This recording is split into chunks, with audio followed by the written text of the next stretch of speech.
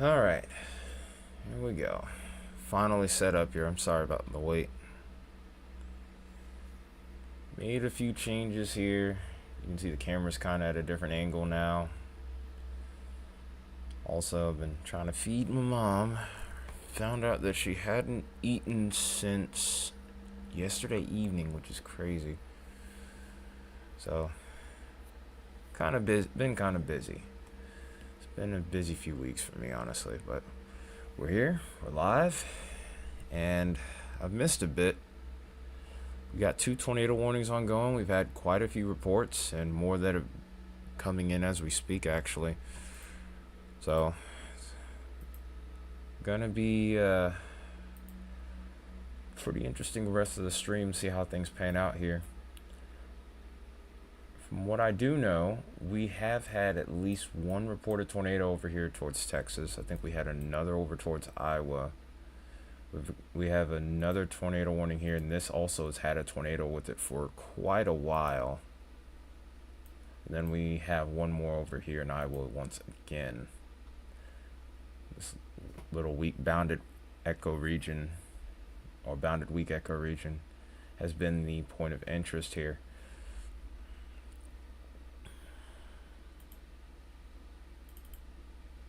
So I'm trying to pull up the storm chaser feeds as I speak. That's really what the big delay was here in this last little bit.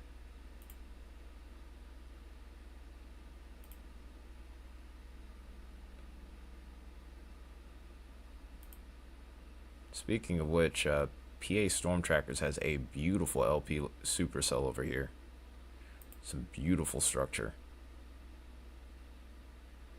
Get their name on top of their feed. And then also Patrick Veneda's out over towards Colorado. He's gotten some pretty big hail today. I think he had one storm that he was near that had a tornado warning on it earlier. Oops. So let's go ahead and pull his feed up too while we're at it.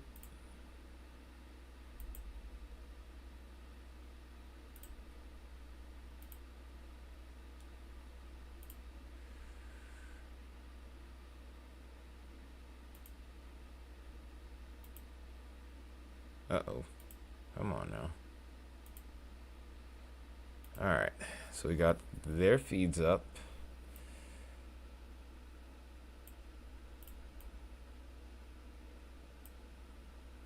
See if we can get his name a little larger on here. I don't want to make it too large to where it looks bad. And there we go.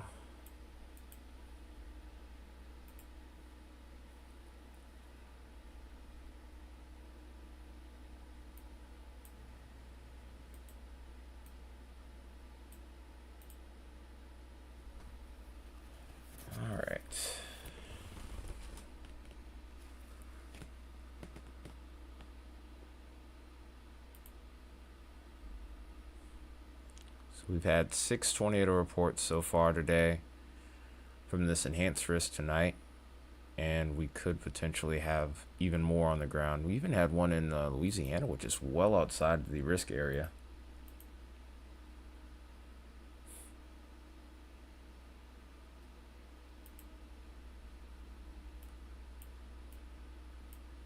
So now we're back down to 1 tornado warning again. This is the one in Oklahoma.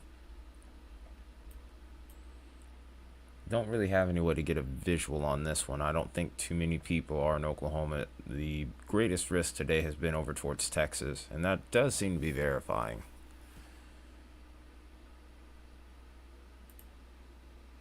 Uh-oh. Ah, okay, I know what the problem is. Gotta get this over to the other screen. Okay, now just like that, we're all fixed up here. Probably going to be seeing more streams over the course of the next few days, as we'll be dealing with increasing risk as we get into next week particularly. We're probably going to be doing more videos over the course of this weekend to get into the details with that.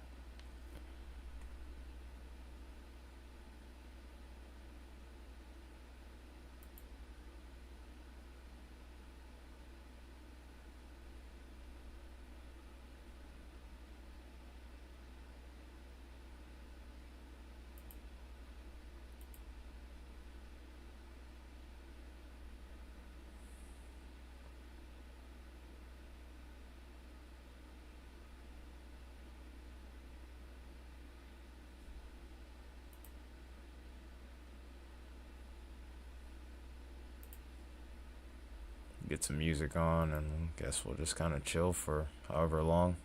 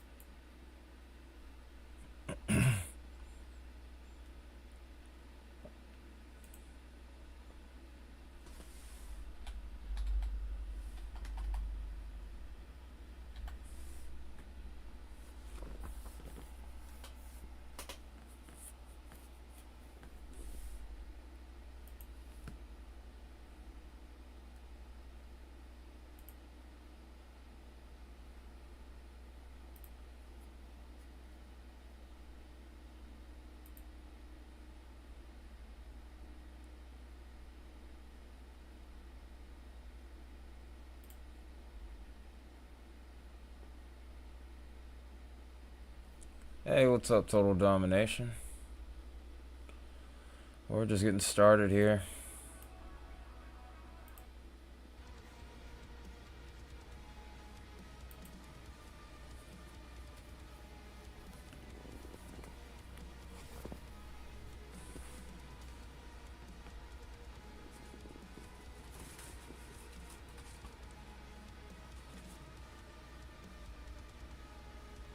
There is a risk on Monday and Tuesday, actually. There's an enhanced risk on Monday. We're going to be discussing that a little later. Once we get past this current tornado warning in Oklahoma here. Today's been surprisingly busy, too.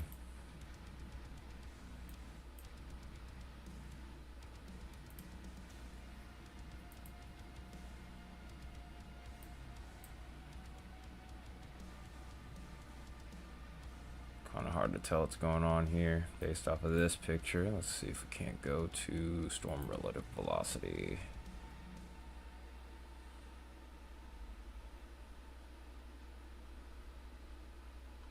Well, I guess we can show the risk since there's only one warning. One warning's not too much to handle. So when we get multiple, that's the problem.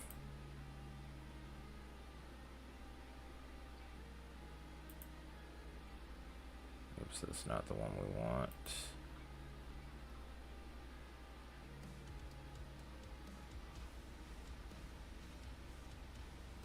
Ah, there we go.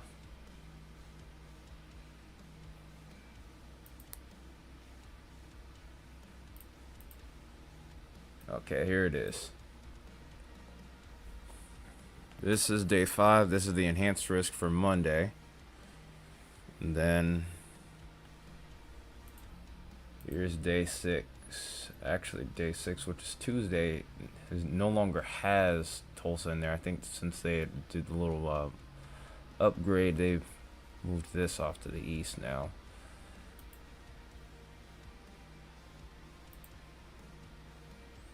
I'm a little leery of day 4 too. We need to pay close attention to it.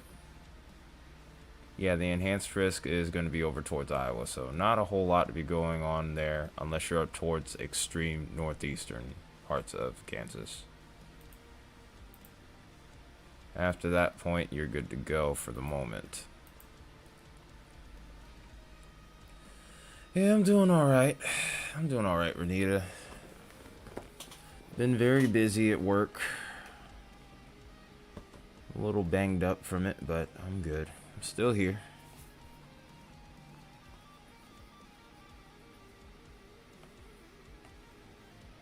Has Northeast Kansas ever been in a high risk before?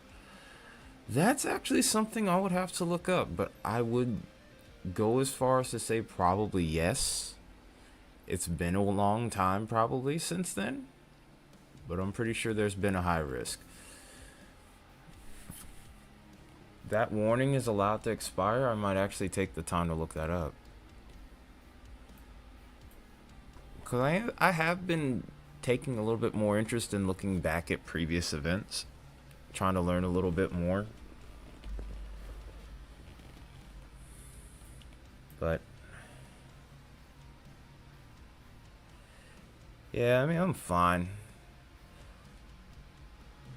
Yeah, it's nothing new. I mean, it happens sometimes at work.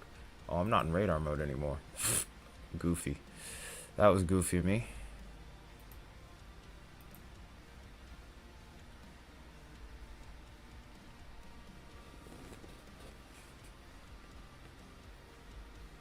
Yeah, Renita, not Renita, but Blondie got me in helped me get in contact with them, and I finally was able to reach out to them on X or Twitter.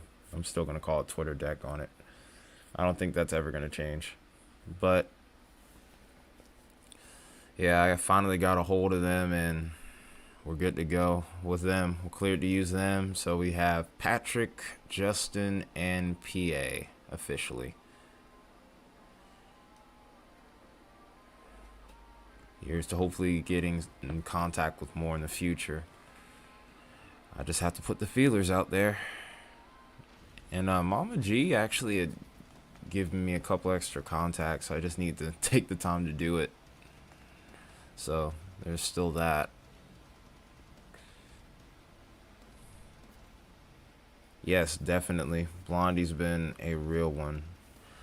It's crazy that sometimes she questions her ability here as a mod. I know she mods other channels too, which is awesome. But yeah, she's done wonders for us here, so definitely W Blondie. If there was enough of you in here, I'd say put some W's in the chat for her. 2 or 3 would, I would say if there's 2 or 3 of you in here, do it. Hey, what's up, G, bro?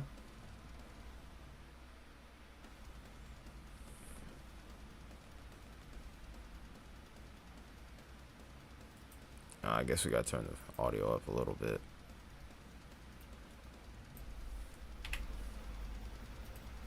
There you go.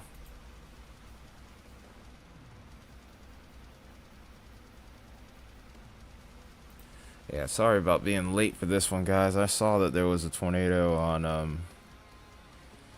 Evan's feed from Storm Runner and whatnot. Had to take care of Mom. Everything's okay now, though. So it seems. So I can finally settle down and get to this.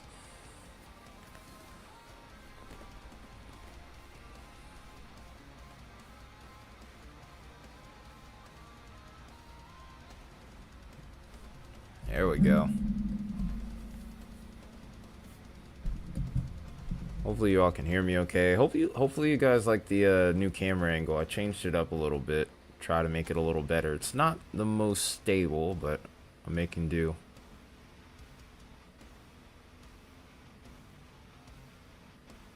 Ah, you got a PS5. What games do you play on it?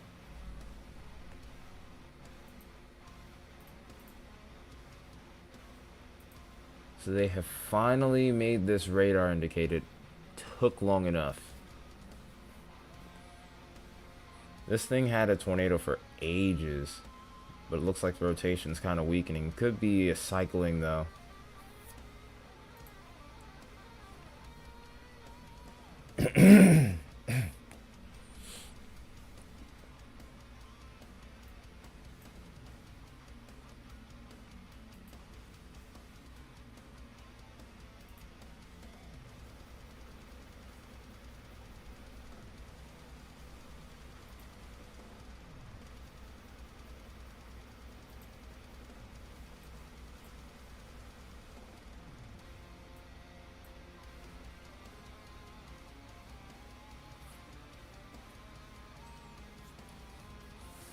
You like playing Battlefield?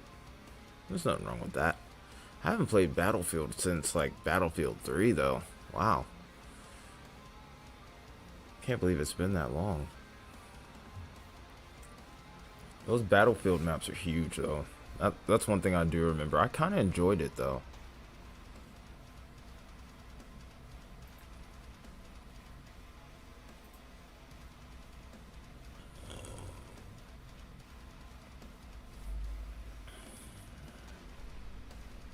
You're joking, right, Isaiah?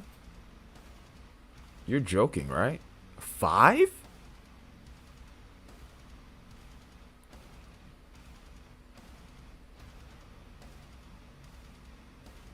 Um. Uh. Oh my god. Wait. Oh, this was the storm that was previously tornado warned.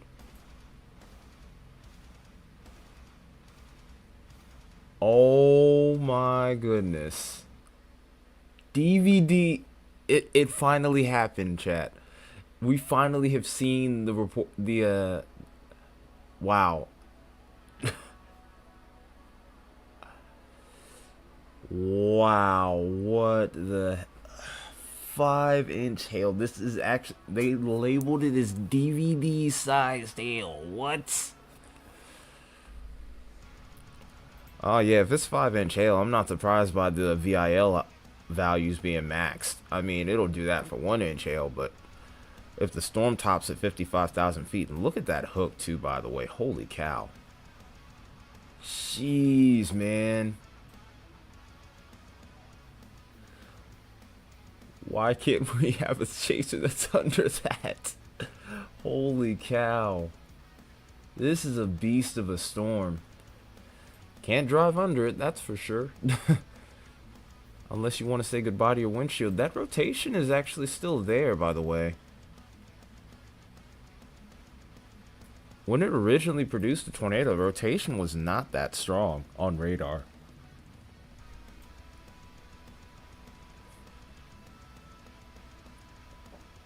This could be a radar artifact, but I mean, it's pretty daggone strong though. Hey, what's up, John?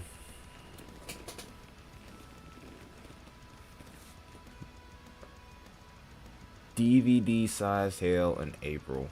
Who would have thought?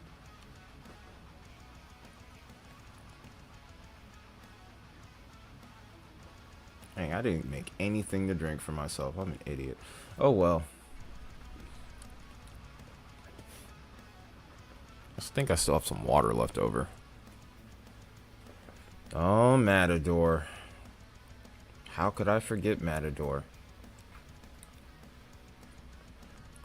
It's okay, John. I appreciate you even tuning in. Good to see you, by the way. Up, and there it is. That rotation signature, I mean, come on. How could you not? How could you not? Up. Oh, the volume's down. Here we go, guys. Brand new tornado warning for this storm. This is for Floyd and Motley counties in Texas here. This has been a slow mover, moving at 15 miles an hour, located 15 miles northeast of Flodea. This has been mainly staying in rural areas, thankfully. This has deep. It's so surreal to see that DVD-sized hail, 5-inch hail basically, and the potential for a tornado here. Thankfully, there is not much out there.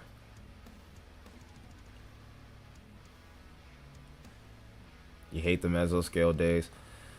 Well, I didn't get a whole lot of time to really look at today's forecast and the setup, so I went into this one half blind. But I was thinking of going live, especially as I looked later into the afternoon. Just from a little bit that I did see, it was enough to make me want to do it. But the problem I had was the fact that I've been having to work, go home, and then mom's been pretty sick, so I've been having to keep an eye on her. So, yeah, and then I also got hurt at work. So, yeah, it's been fun. It's been a fun couple weeks. If only I could show any of those guys. Unfortunately, I cannot, Isaiah.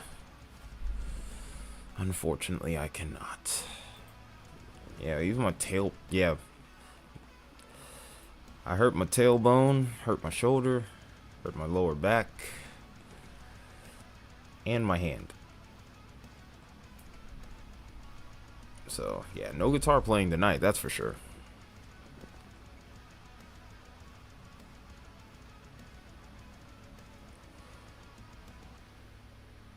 So one thing about this storm also is the fact that it looks like there's some deviant motion with this as well. With this being such a slow mover over towards this region, the stalled out boundary, we often will have opportunities where we could even see tornadoes make a full 360 here. One of these storms today actually already has done so. We may yet see another do the same thing. Can I play Avenged Sevenfold? No, because that means stream goes bye-bye.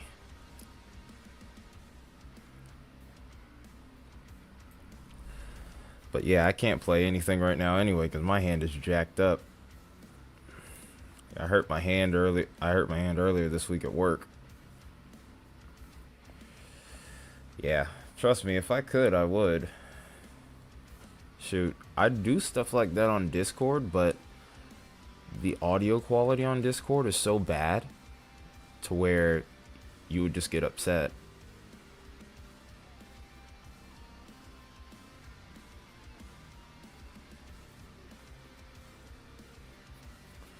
Nah, this is the picking hand. I can't do anything with the without the picking hand.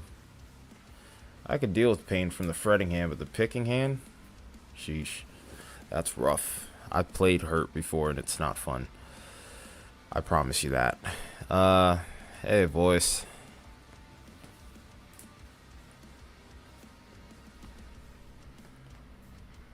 Oh, so this is confirmed on the ground now. Probably gonna see an upgrade with this in just a moment here. But I have multiple people, and this is actually for Matador again.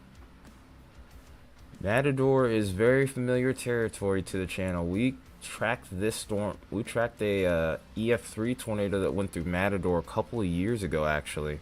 So it's pretty surreal to see them under a warning once again. It does look like it's going to end up missing Matador. But in either case, though, I'm seeing multiple people saying that there are chasers over there that are confirming a tornado on the ground here.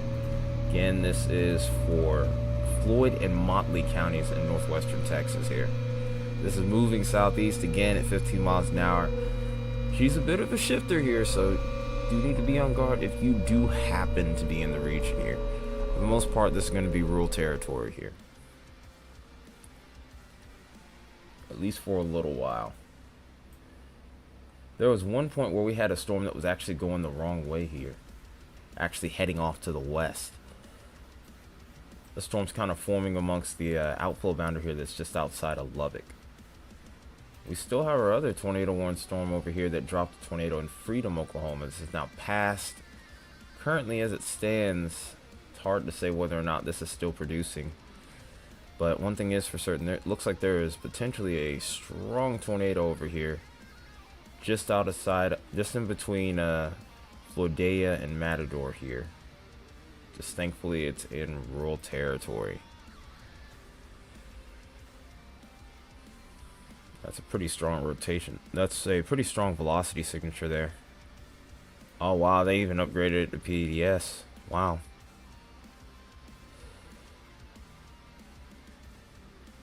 Yeah, we easily have close to about 100. Actually, we might be hitting 120 gate to gate here.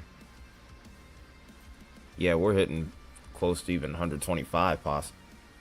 We might even be hitting 125 here. So yeah, the PDS is warranted. If this was heading towards a populated area, this will probably even get it. This probably would even have a chance of getting a Tor E. But obviously, with this moving slow, staying over rural areas, I think PDS is as high as it's going to get for right now. Unless they just issue it for US 6270.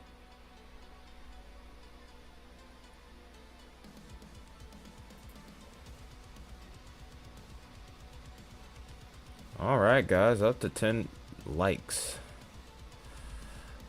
I don't think Matador's going to take a hit, Isaiah. I think Matador's going to be alright. I think it'll pass to the west of town. It would have to make a sweeping right in order to get over to that region. I would be very shocked if it would make it that far out to the east. Like, it would have to go like east southeast in order for it to do that. It's hard to get something like that to happen. Then again, this is an area. Then again, this isn't an area that has an environment that could possibly do such a thing. But even then, I'd say it's pretty unlikely. And I do see your point, though. Being in the polygon again after 2 years ago, I definitely get it, but this isn't new for them, I'm sure. This happens pretty much every year, I would say, for these guys, but you know, I think those wounds. Send pictures on Discord. Maybe there's somebody who we can show a feed of, or at least a picture.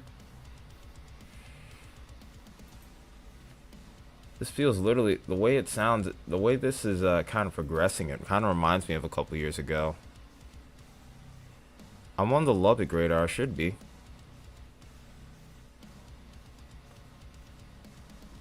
I should be on Lubbock. Oh no, I'm not on Lubbock. What the heck? Whew, okay. Point taken. My goodness.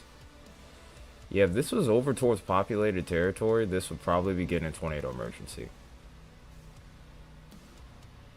No, I see it now, Isaiah. I corrected it.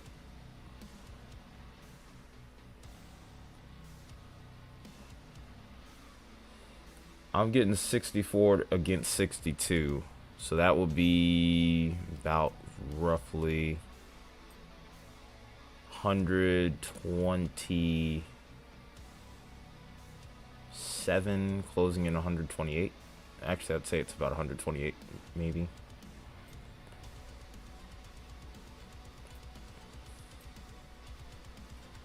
Dow's out there right now? Holy cow. This is what you would call a mesoscale day, but it's good timing for the Dow to be out.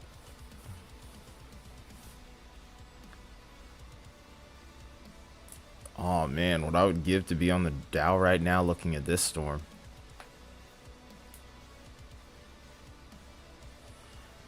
Wow, we've been graced with the Dow today. Holy cow.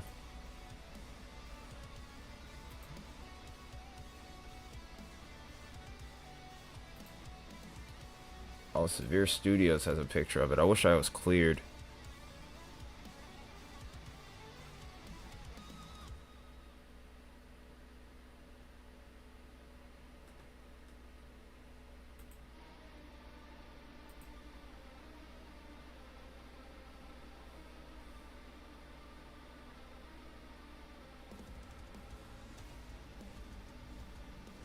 Oh, Raxpaul can... Okay, Raxpaul radar showing this. That does look beastly, though. That's insane. I wonder if I'm cleared to show this.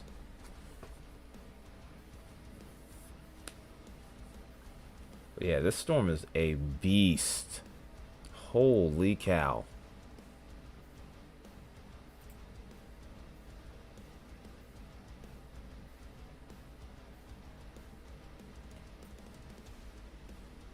What a storm.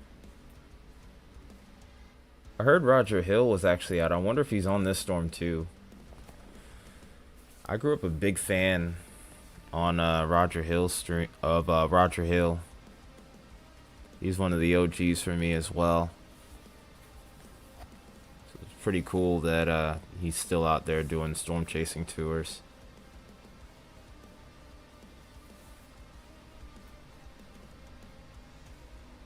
Rotation is starting. Rotation is still pretty tight, but the velocity, but the gate-to-gate values are starting to drop off a little bit.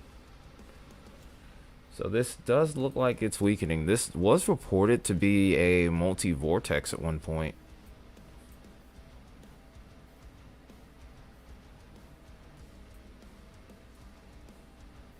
Oh, it looks like we might have ramped back up.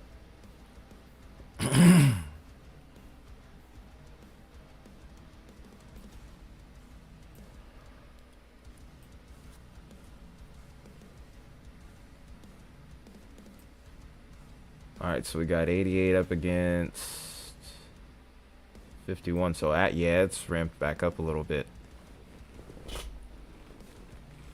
So we're over 130 now, so it's actually stronger than it's been in the last few scans.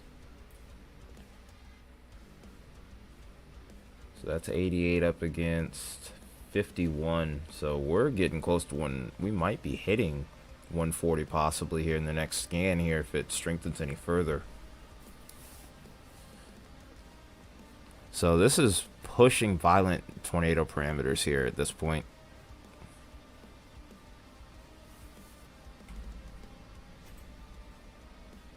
Here's the PDS warning, by the way.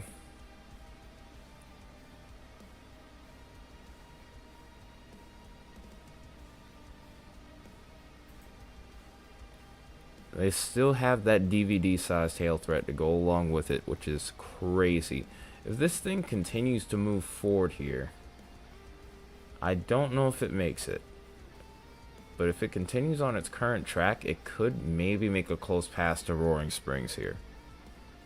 This is a solid environment for it. There's not going to be a whole lot of storms to slow it down for a while. So the concern becomes then, if this thing maintains itself, Roaring Springs could be in the path of this. I don't think Matador's in immediate danger, but it still needs to be they still need to be monitoring this. But Roaring Springs, I would say, not in immediate danger either, but need to be watching this very closely for sure.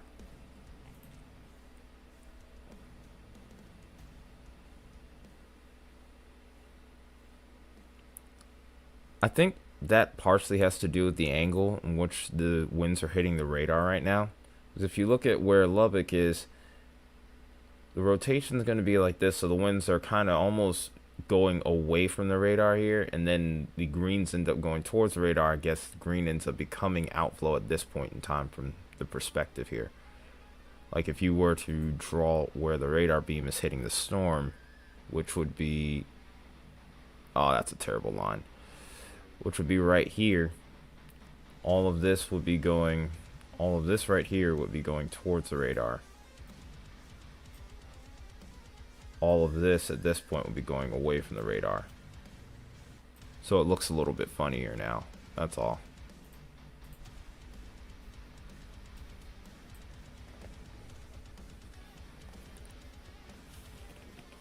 The computer was a little laggy at that time when I drew that first line.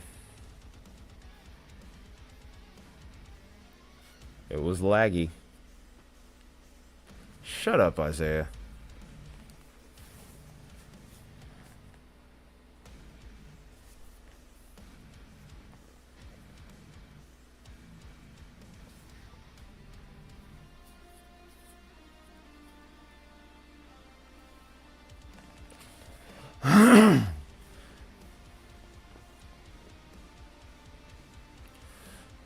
Isaiah, don't make me get at you for that.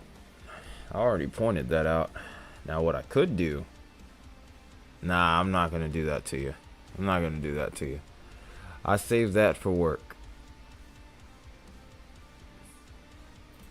Oh, this is ramped up. I can already tell just looking at it. Oh, that's 150 plus. 160. Holy cow. That is a monster right there.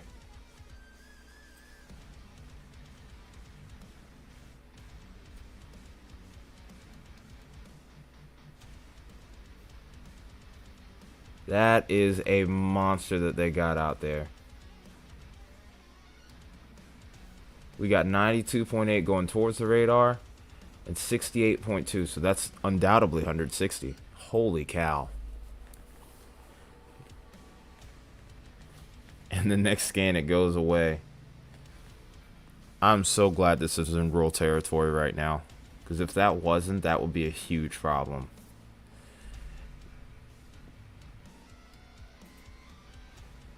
Yes, record those and then post those in Discord if you would please. This might be one to remember. I really hope that it doesn't end up hitting anything, because that would be a huge problem. There is, even though it's in rural territory, we're still getting a CC drop from this as well. It just goes, wow, look at that hook. Holy cow.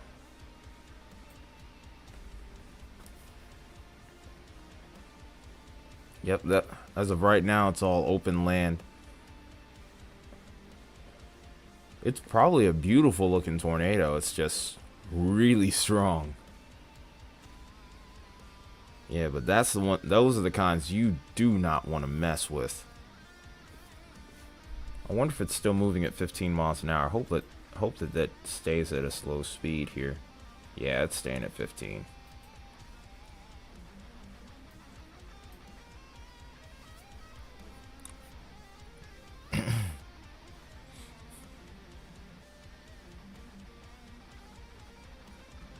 But yeah, this part of Texas here isn't heavily populated. It's rain wrapped now. Here's hoping that it chokes out that storm. This other storm here also has a really good structure to it as well. It's a good hailer at the very least, but I wouldn't rule out the potential of it maybe trying to do a thing.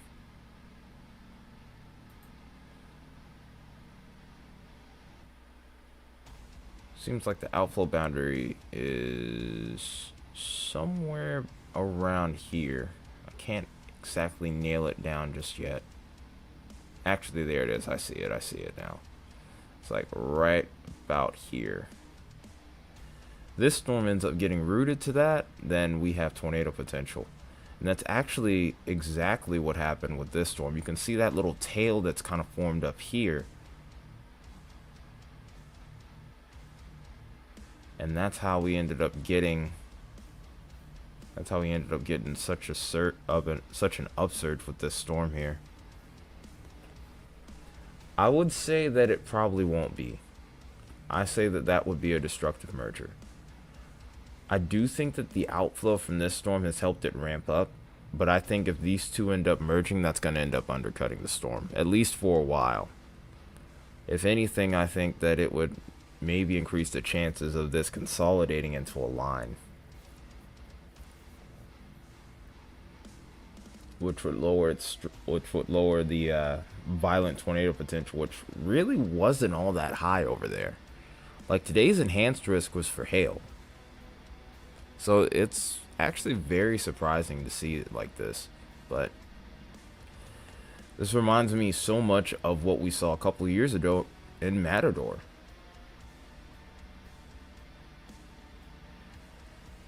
That's a big drop off from what we saw earlier. It's still very strong, but that inflow is still strong, so it could ramp right back up within the next scan. 89. I got 89 to 44, so it's back in the 130s, but still it's better than 160, which was what we were seeing about a scan or two ago. Got a wedge in Oklahoma? What? Ah, man, if only we could get cameras over towards these regions. But I already know that over towards Woodward, they don't really have anything on DOT. And then on top of that, chasers have not been over here at all.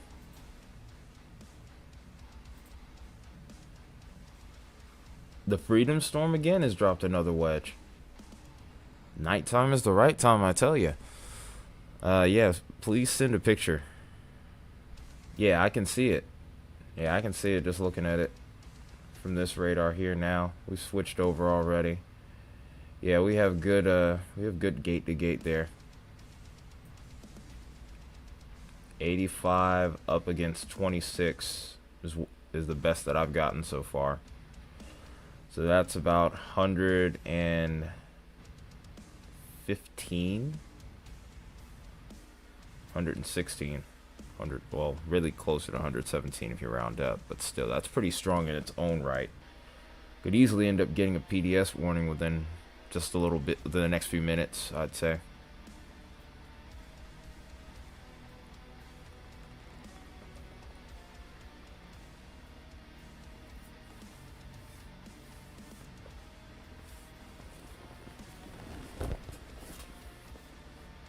Well, oh wow, I just now realized that looking at the camera. The farmer's stand is back in full effect here now.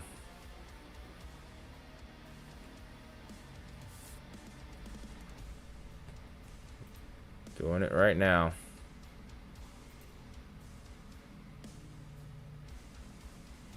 Oh yeah, that is a wedge, 100%. So that's another tornado on the ground. That's the Freedom, Oklahoma storm that we've been looking at over the last little bit. This has a wedge tornado that is on the ground here for Woods and Woodward County. This should be getting upgraded here. Only the Oklahoma News Network chasers are out here. I don't know why this hasn't been called in yet. This also has the potential to produce up to tennis ball size hail. Alva, Winoka, Freedom, Alabaster, Cavern State Park, Avard, Hopeton, and Camp Houston are also in the path of this storm here.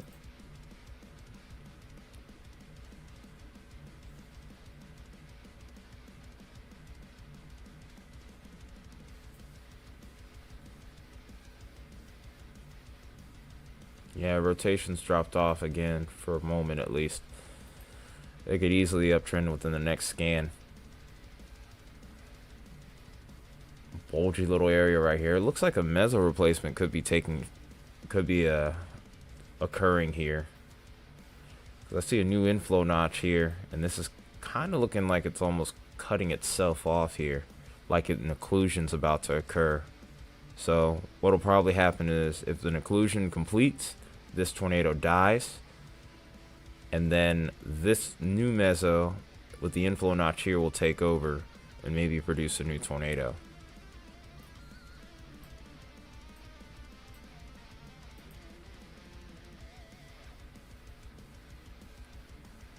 Amazing hook on this storm over here.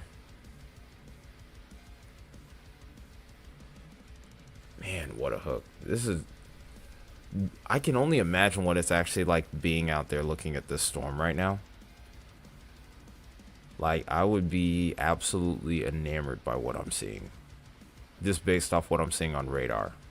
Like, you would have to imagine that this storm structure has to be out of this world. We got a chaser on Hascam that's going to be getting awfully close to this. I don't know who this guy is. I think it's... Oh, it's Nick Smego. I think I've seen him on here before.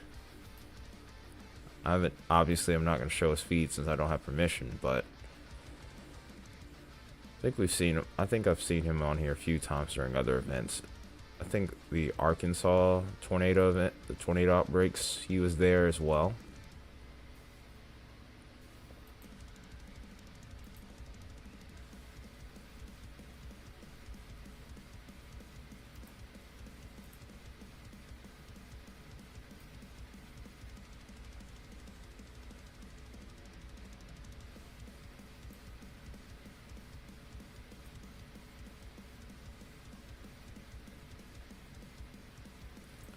I'm getting 59 and 40 here, so we're still kind of dropping off a little bit. There's cars on 6270. You have a DOT. Is there a DOT camera that you have over there?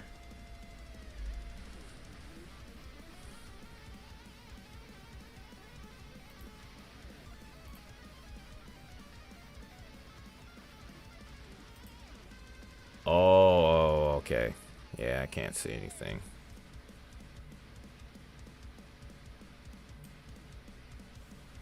Obviously, I can't show that feed. Bummer.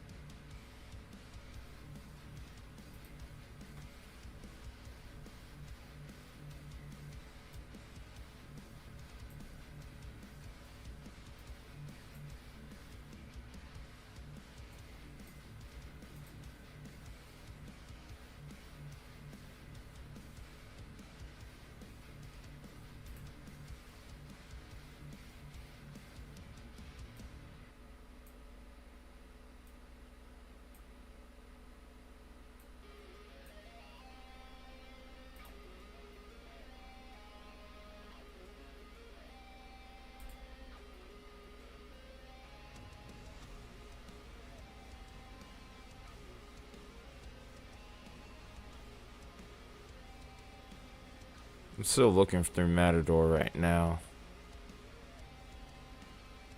Freedom had a satellite?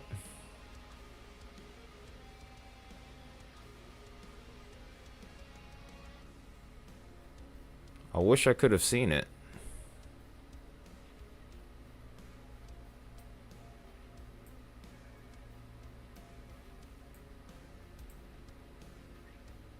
Yeah, I don't think Matador has any DOTs near them.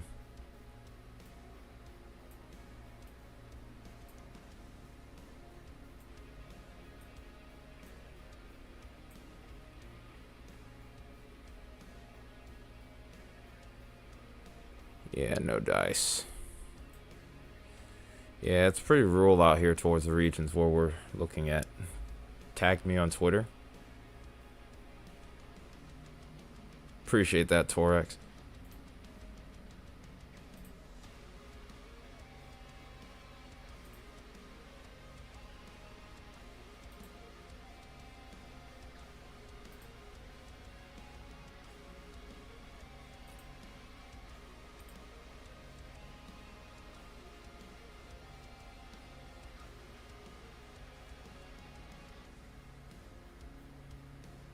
Holy cow. Yeah, I see it.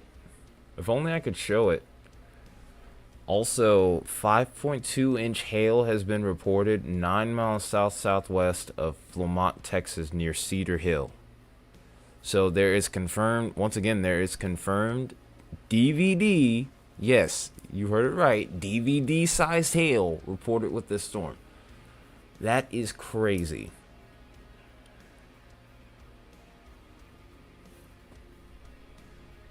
Wow, we got a satellite with this wedge here. Man, there's so much going on here today. Glad we went live, that's for sure. Well, I was hoping I could have got on early enough to where I could have made the voting poll, but I guess the question got answered by Mother Nature herself. They got a new warning on this storm now. They've downgraded it to radar indicated rotation for the moment. Also, grapefruit-sized hail is possible. You know, if I'm being honest, I kind of am craving a grapefruit, to be truthful. I'm probably gonna buy one from the store tomorrow for sure.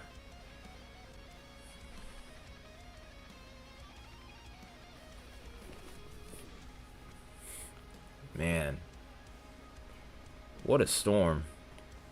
This does look like it's starting to get sheared out a little bit. There might be a few issues in regards to that rain-cooled air that we were talking about, some of that outflow from the southern store coming in. And this could be what ends up sparing Roaring Springs.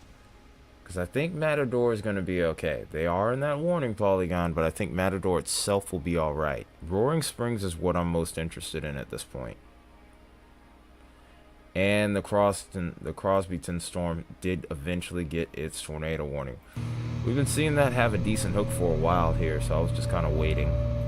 Rotation on this, however, has not looked all that impressive on the last couple of scans here. This is radar indicated. Of course, it's for Crosby County, and it also has the potential for up to baseball-sized hail too.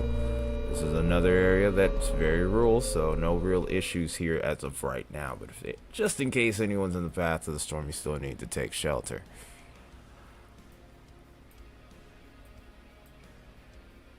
So we currently have 3 tornado warnings active right now.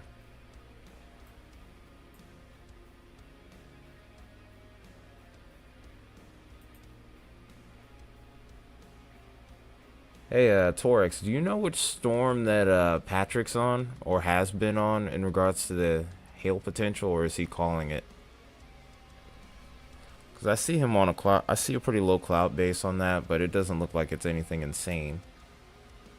But I know there's severe thunderstorm warnings nearby, so and I know he's in Colorado right now. I just don't know where he is exactly. Let me get my water real quick.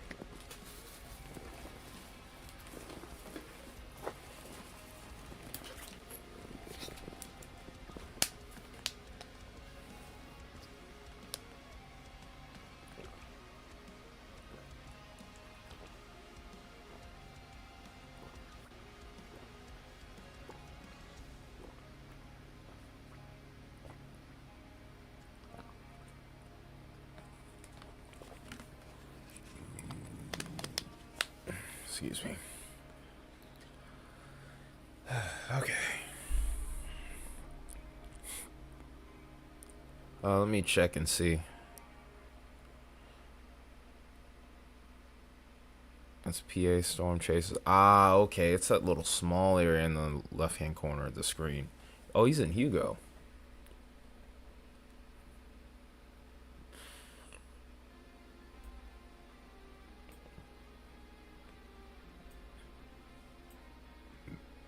Ah, he's not far away then.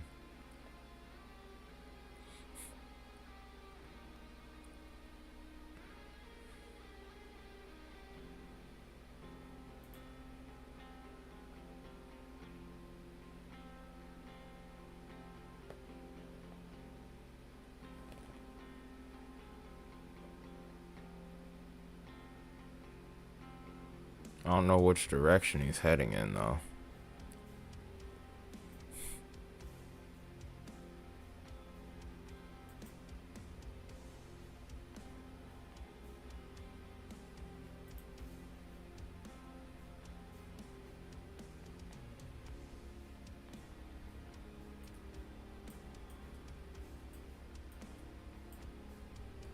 Okay, so I guess we'll start with the Texas storms and then we'll have to jump back to Oklahoma wherever it's possible.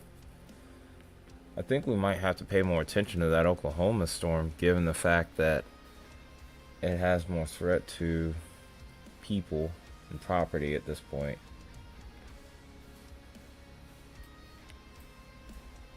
These other two storms don't look all that crazy on radar, so I mean, yeah, I think that's what we're going to do. I think our play is going to be to switch over to Oklahoma for the moment. This could easily ramp back up over here towards Roaring Springs, though, so. Winoka here. That's what we're going to be paying attention to. That's probably what we'll dub this storm for now.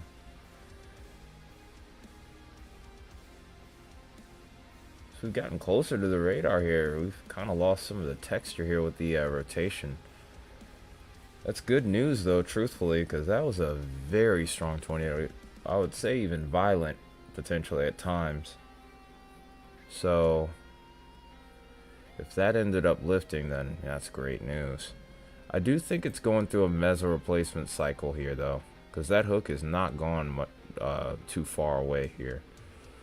So either we've had a failed occlusion or we have a meso replacement cycle going on right now.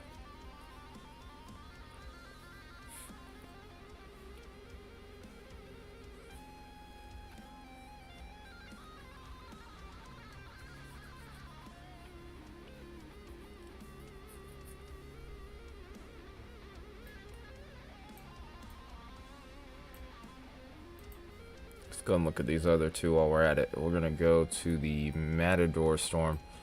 I do think we're struggling with a little bit of outflow here. That little backward C shape is often a telltale sign. This storm to the south, however, seems like it's starting to take advantage of its environment here. So this may become the new dominant storm here.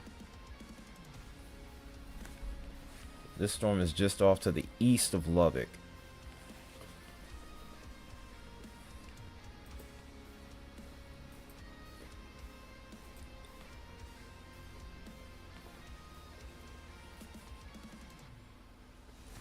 I gotta turn this up a little on my end.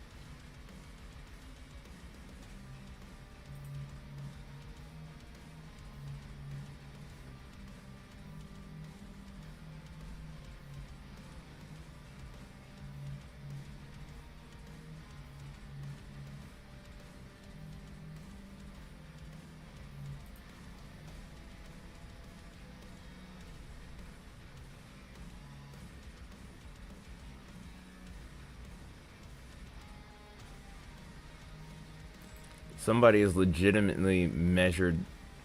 Wow, somebody's legitimately measured hail outside of Silverton and confirmed it as 5.22. Wow. Storm chaser Adam Lucio. Holy cow.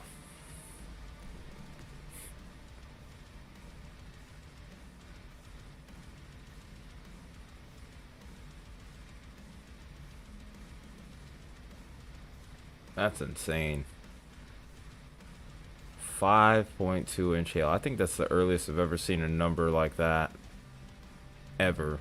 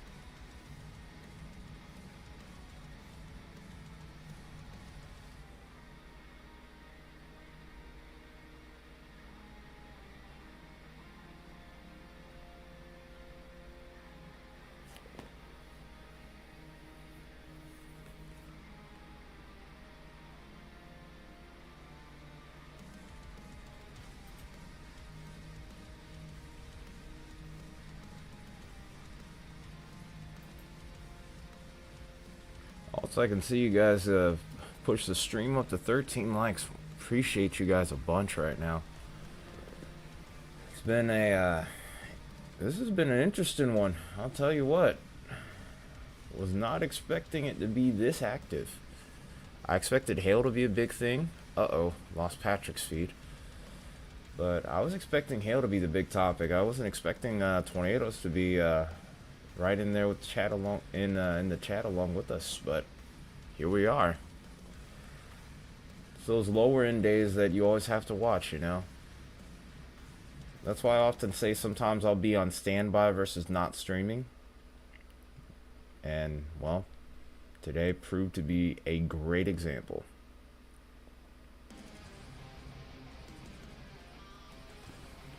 So one thing that we will be doing, especially as we get a little bit later into this stream, we are going to be talking about next week because there's already some higher end risk for that. We do need to address that. We'll of course be doing a regular video on Friday as well, but the main goal that we have right now is to of course cover the most dangerous weather that we have going on at the moment. Like I said, we still have 3 tornado warnings in effect right now. I think that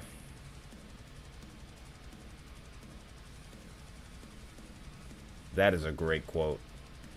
Pin that for me if you could, or better yet, I can pin that because we're gonna make that into. We might make that into a thing. We should make that into a thing, at least in our community.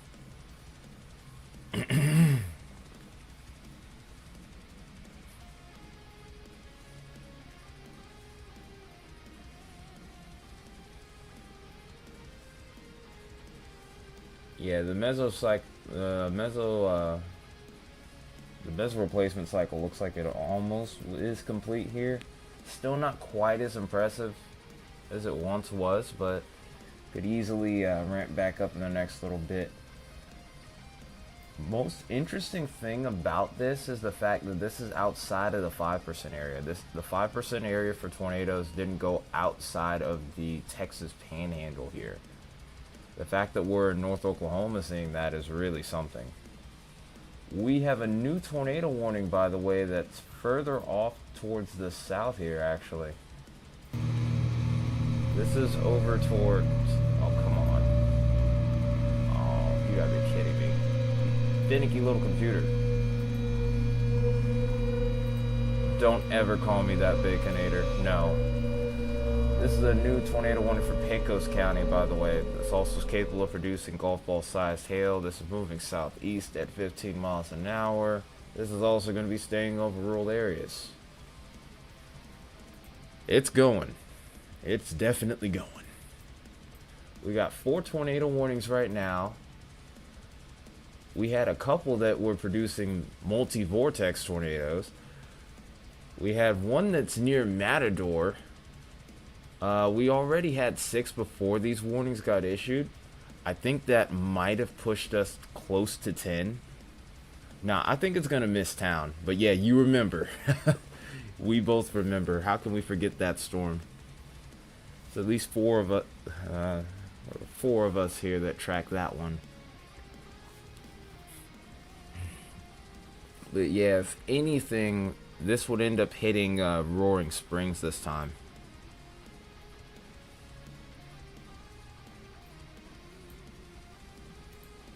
But yeah, this storm looks like it's starting to fall apart now. Pictures in Discord, or it didn't happen, sir.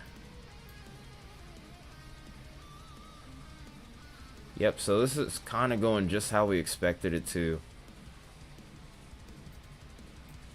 This storm right here off to the south has become the dominant storm. This storm seems to be struggling with the rain-cooled air from this boundary that's kind of formed up from these storms that are forming in between. So this will probably have potential to produce for a little bit, and then we'll probably be shifting our attention probably to maybe this southern storm right here. This is still inside the 2% area. What's been the most surprising part of today has been the Oklahoma storm.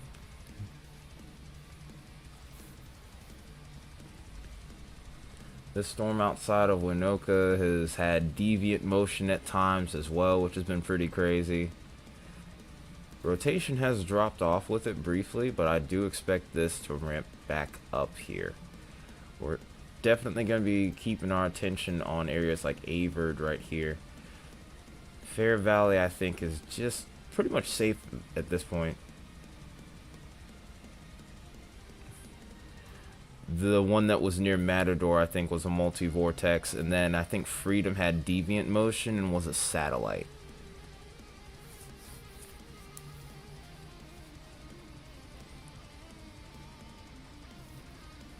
So, but yeah, it's been pretty busy. There was even a tornado all the way up towards Iowa today. There was another tornado that was reported in Louisiana. They had one in Colorado as well. I think we forgot to mention the fact that we had DVD-sized hail in Texas. It was the Matador storm. I think it still has it. Oh, don't you start that. Yep, 5 inches.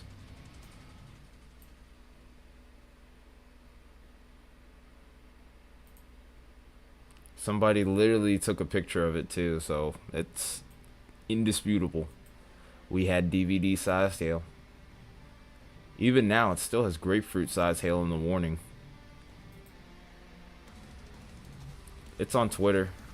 I'll try to post it on Discord in a little bit.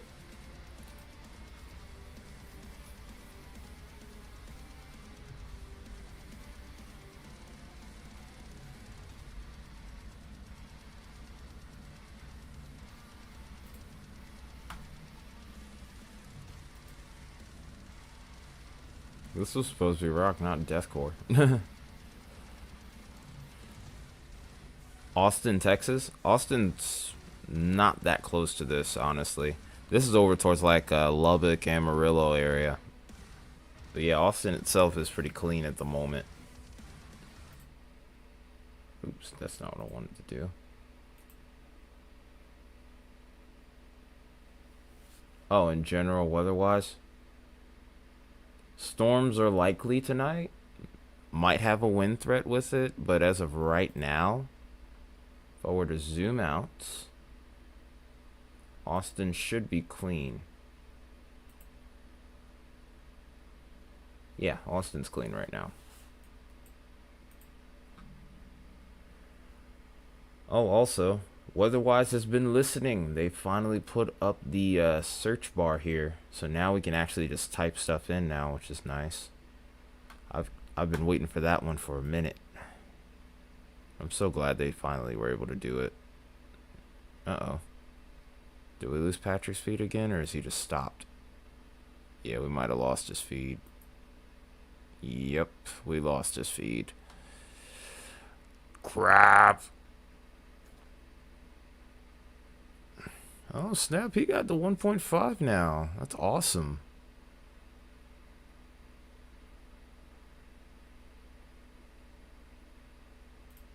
That's a W in the chat for Patrick here. Uh-oh.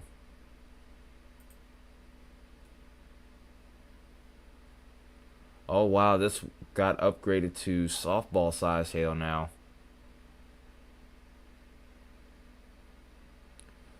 So we need to be watchful of Calgary and White River Lake.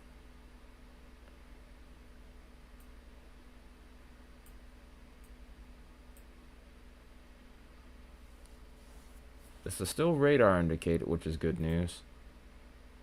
Velocity doesn't look all that insane. Still pretty notable, but well, it is over 100 gate to gate still. No evidence of it on the ground based off CC though, so that's good news. Yeah, I think Patrick's speed is Ripperonis. He's getting, as he's been hanging around those mountains, of course, there's always that chance that his signal will become a little bit more intermittent, unfortunately.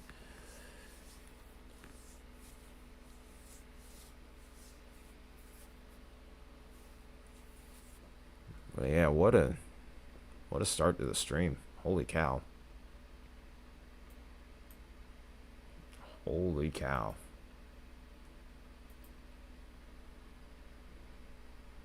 Alright, we're almost up to 15 likes. Can we get one more? Alright, I don't know what's going on with the music here. I'll try and fix that in a moment. I guess the song's already over.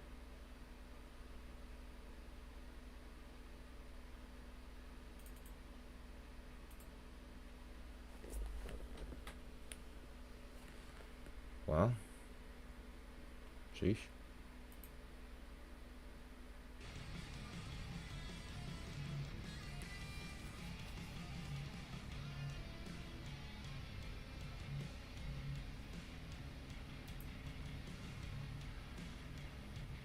It's got that donut hole look to it. I don't like that. Usually when we see that donut hole, something's usually going on back there. So if this ends up getting upgraded to observed, it would not surprise me in the slightest.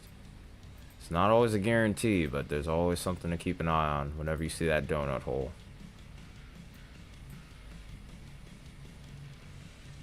Okay.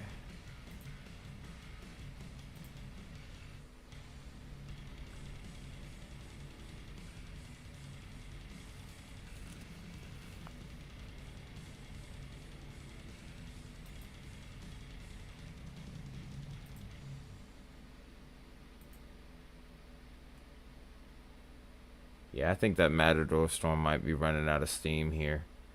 I think that rain cool air has finally undercut the storm. You can see that backward C shape just really starting to interfere with the storm as a whole.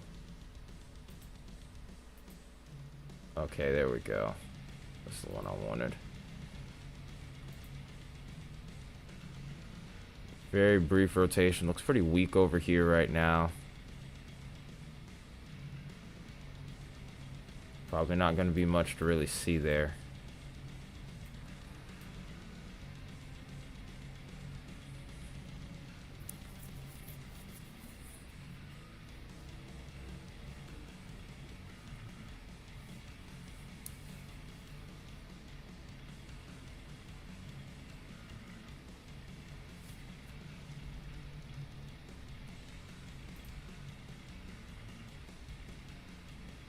Rotation still looks kind of subpar. It's still notable, but it's not definitely a shell of what it once was.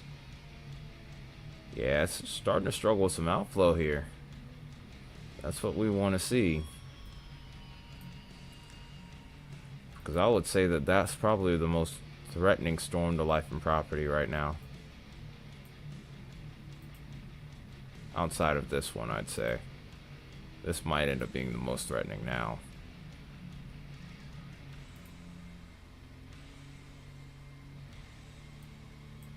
It's trying. I don't know if it's undergoing a meso replacement or if it's getting undercut here, because it looks like it's struggling with outflow for sure. We don't want it to do that though, because that would make my prediction come to fruition here.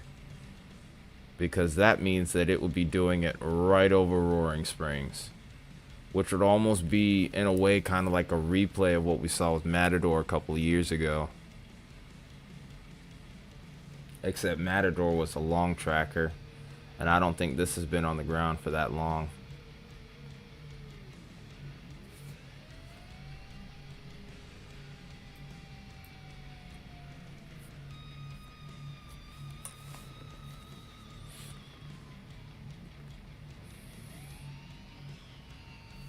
Yeah, I think Patrick's feet is kaput now.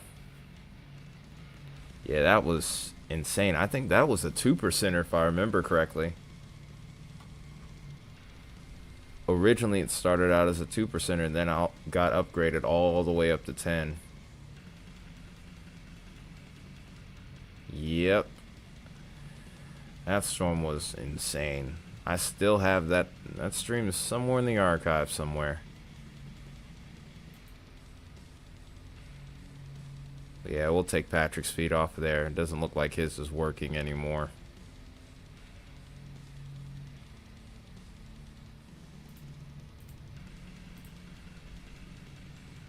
We'll see if it ends up coming back at any point, but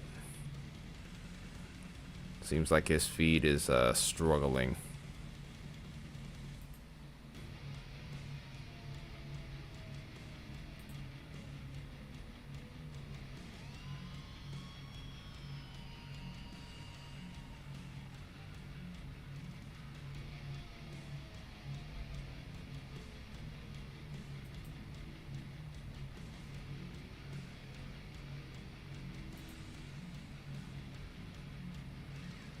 All right, we broke 15. All right.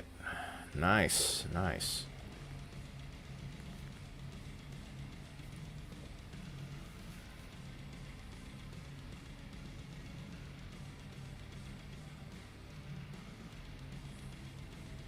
Yeah, I'm just more or less checking that periodically. Obviously, this isn't like a priority or anything, but still pretty nice to see.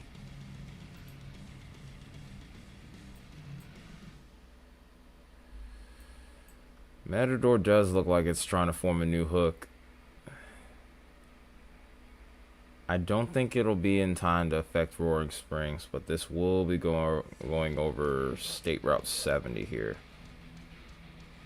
Which is still problematic in its own right. The next town that I would have any kind of concern for might be Glen, maybe over towards Alton, if it can get its act back together. But I think there's going to be another merger that pretty much stops the potential for that. So really, I think this is going to be the next big game here.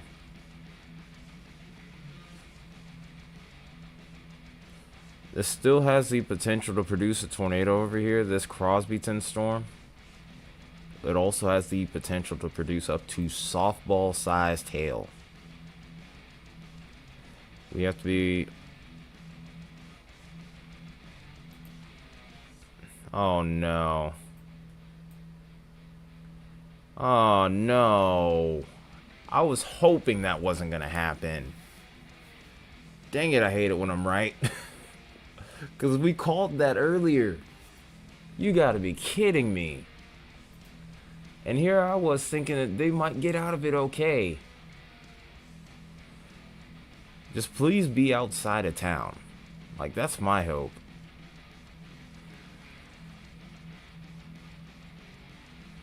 Velocity doesn't look all that great. Alright, what's your source for confirming that, Torex?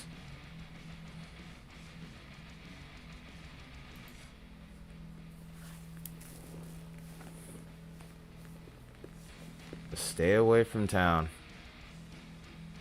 Storm Runner? Dang it. No, I know who that is. I know who it is. I know who SRM is. You're good. Storm Runner confirmed it. Dang it, man. God, we gotta get in contact with some more folks, man. I tell you.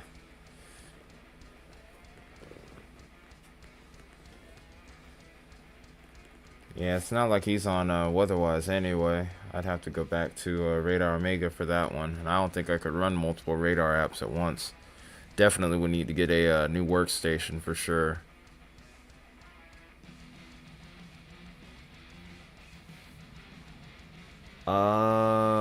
Depends, because there's a bunch of people that I need to DM, and there's a few other people that are DMing me. Oh, who's Griff? No, he never DM'd me.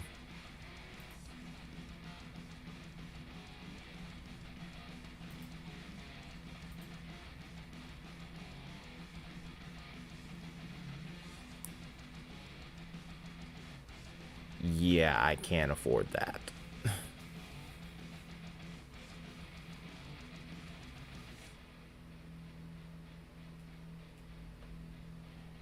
Live Storm Media, I do not have that kind of money. Yeah, 50 an hour. Yeah, you basically would have to have your own business, and I definitely do not qualify as one who makes enough for that. Oh, I see it. It's a rain wrap tornado. Guess we'll sound the siren then.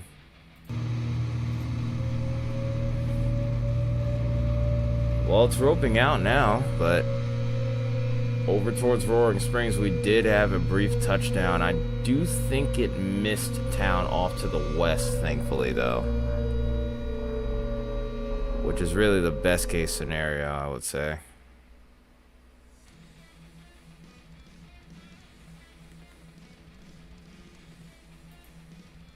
I wonder if anyone's on this Crosbyton storm.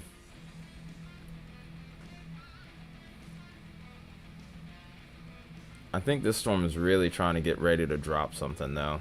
Drop something big. Because it's still getting its act together. Like, there's this little shear line that's out ahead of it. Like, it's almost a gust front that kind of popped out. But if this consolidates, then it could be on. Almost seems like a meso replacement cycle might be occurring with this, too.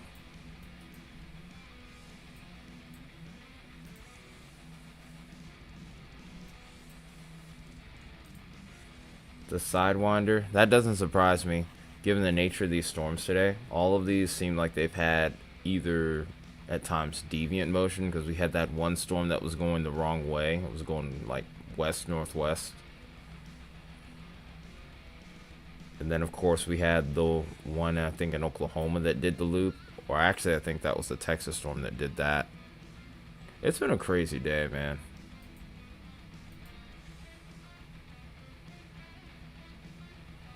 So they extended the warning. Now it includes Dickens and Motley County.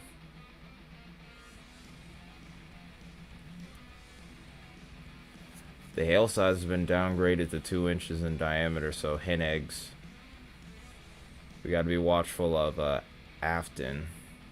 It's going to be a while before it gets there, though, because it's still moving at 15 miles an hour.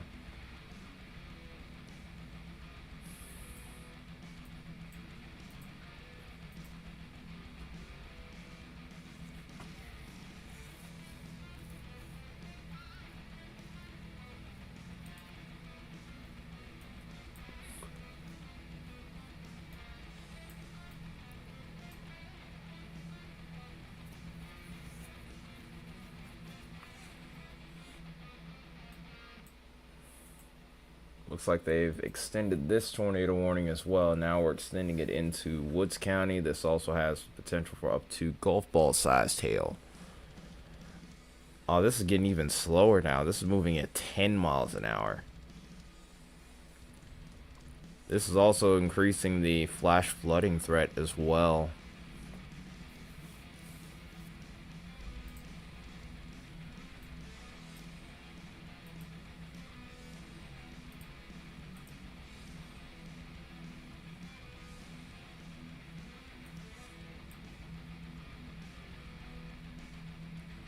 Yeah, that hook is starting to ramp back up though. Thankfully, it looks like it stayed outside of town. So, which means now our next immediate threat might be towards Glen and maybe East Alton.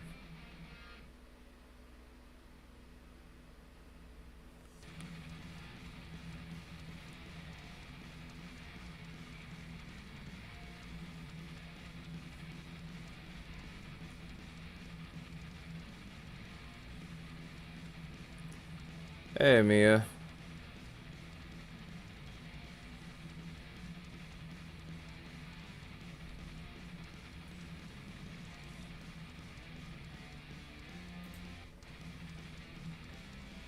Well, thankfully the rotation on these two don't look all that great right now still. Shoot, I came into the stream late. There was already stuff going on before I even went live.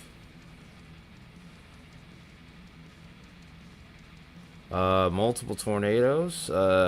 So far, no significant damage or anything like that, but we did get a multi-vortex. We also got one with deviant motion. Then we also had one that actually did a whole 360. We had a storm that produced DVD-sized hail. We have another storm that's capable of producing softball-sized hail. So, yeah, lots been going on. No need to apologize. Why are you apologizing to me?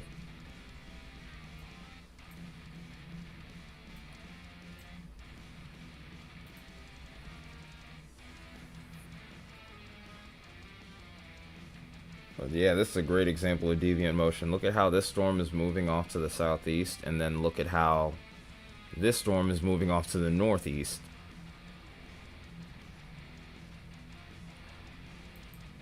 No. No. You're not that nice. You're not that nice.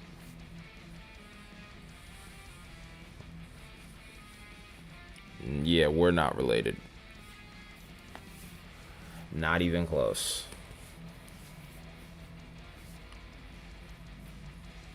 Ooh, I need to shave. These streams have been killing my face. I need to shave. My mustache is like hanging over my lip now completely.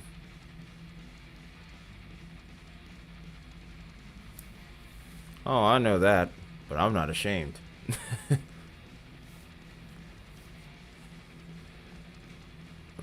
I know that I'm mean. I know that I'm far meaner than you. And again, I'm supposed to be. Can't make it this long without being tough.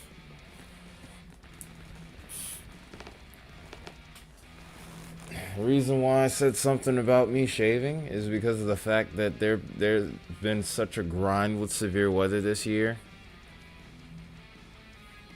that my appearance is suffering.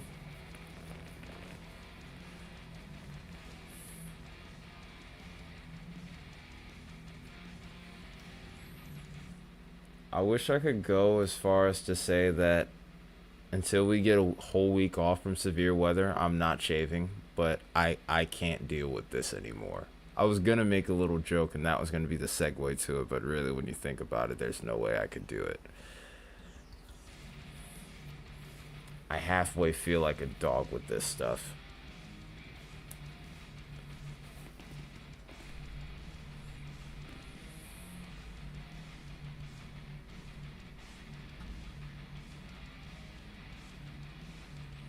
You will suffer for a little while, and that's not me being funny.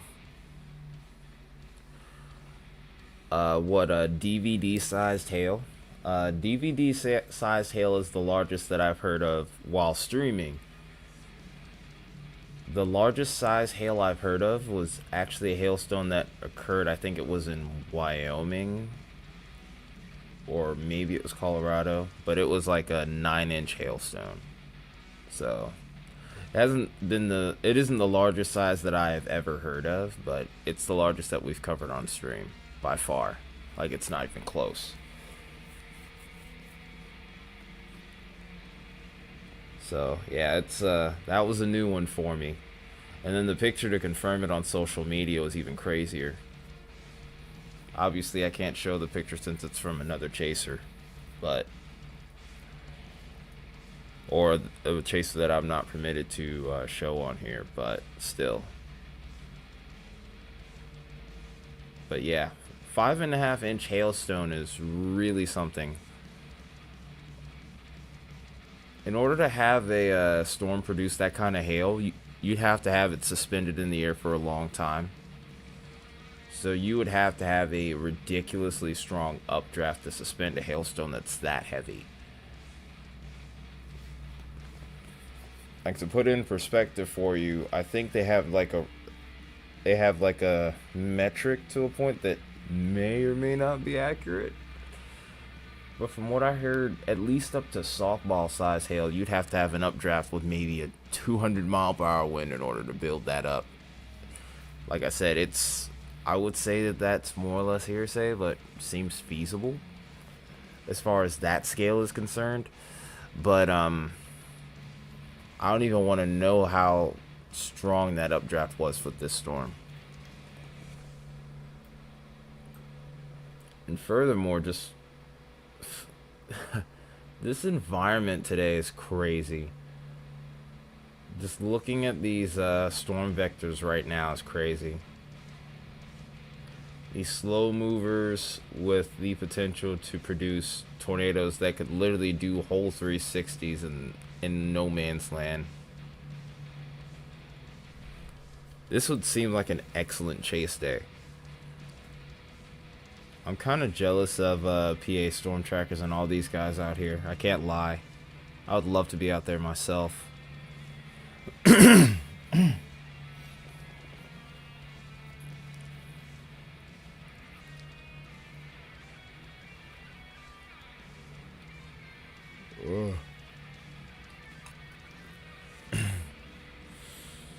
Oh man.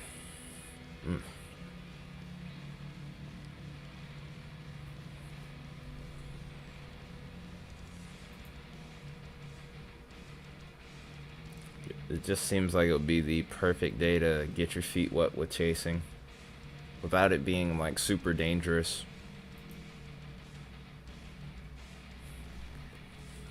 Plus a good road network too over towards this area as well. It's a luxury that I do not know around here where I live.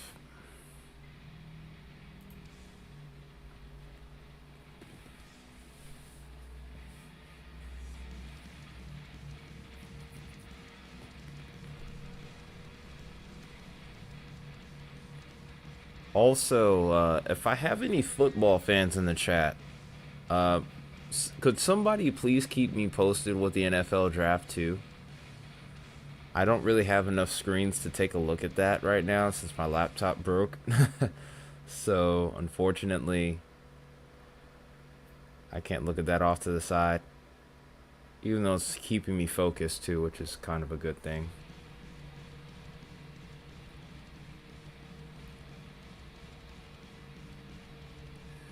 Who was the number one? Was it Cam Ward? Or was it Travis Hunter? Or was it Abdul? Who was it? I gotta know. Ooh, that was some nice lightning. And then also they got a subscriber over there on PA. It's pretty sick.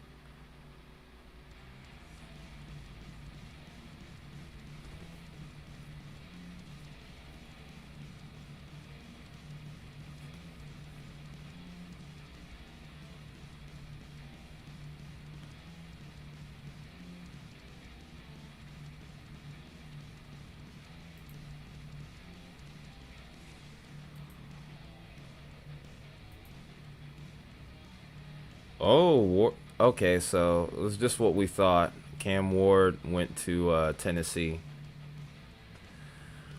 I don't know why, but I get the feeling that Travis and Shador are probably going to end up in Cleveland together.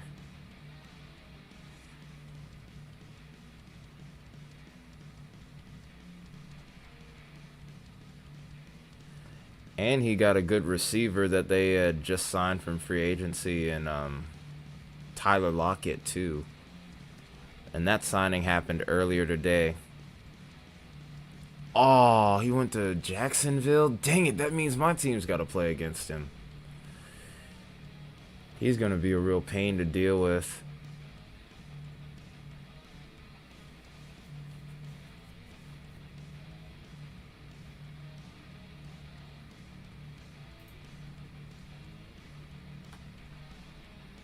PA Storm Trackers, by the way, is in Perryton, Texas. Most of them take care of themselves, so of course they're going to be good looking. The guys work out. Guys train hard. So of course they're gonna look good. I would expect nothing less, really.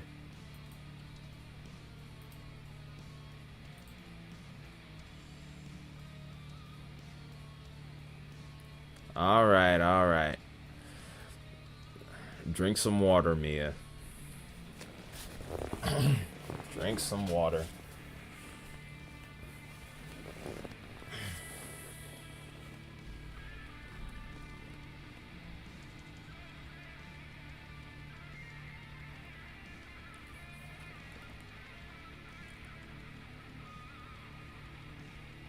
No, you still need to drink some water. Quench your thirst.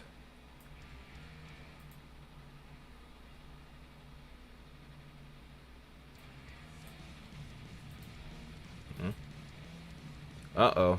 And the Crosbyton storm has finally produced. This is 11 miles southwest of White River Lake here. This is confirmed by storm spotters, moving to the east at 20 miles an hour, though. We need to be watchful of Calgary. This is, again, a confirmed tornado, and this also still has the potential to produce some softball-sized hail.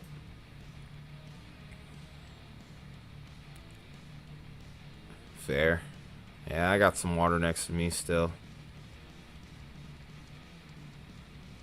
I might get some tea before I go to bed later this evening. It was only a matter of time before Calgary went and dropped one. I was waiting.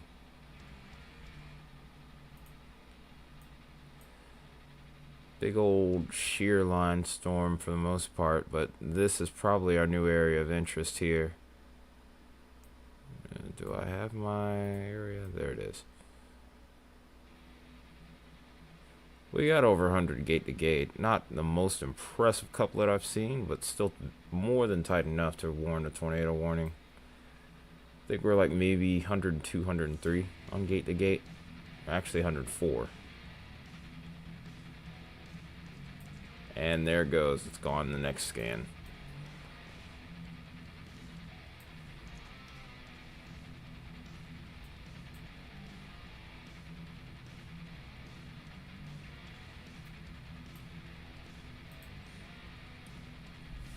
Let's see where PA storm trackers are.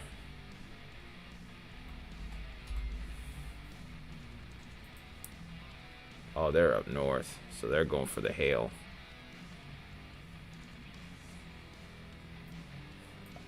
I don't know if they were just out of position on that one, or if they didn't want any smoke with this hail. I wouldn't blame them if they didn't, truthfully. Because 4 to 5 inch hail is going to leave a heck of a dent in your car and probably destroy the windshield completely. Both front and rear windshields.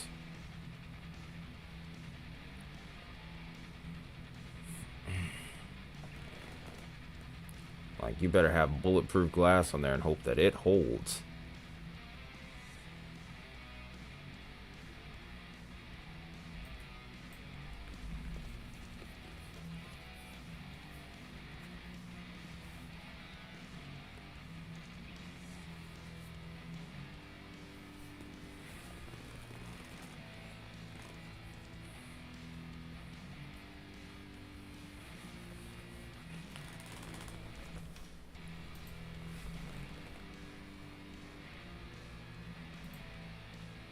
So we're back down to 3 tornado warnings. I think the Oklahoma storm has been allowed to expire now. Oh wait, I stand corrected. It's the South Texas storm that's been allowed to expire here. I didn't really see a whole lot with that to begin with, to be completely fair. It was like a brief scan where we saw rotation. Now it looks like it's completely weakened below severe limits. So now we have only 3 again. I think at one point we were up to at maximum about 5.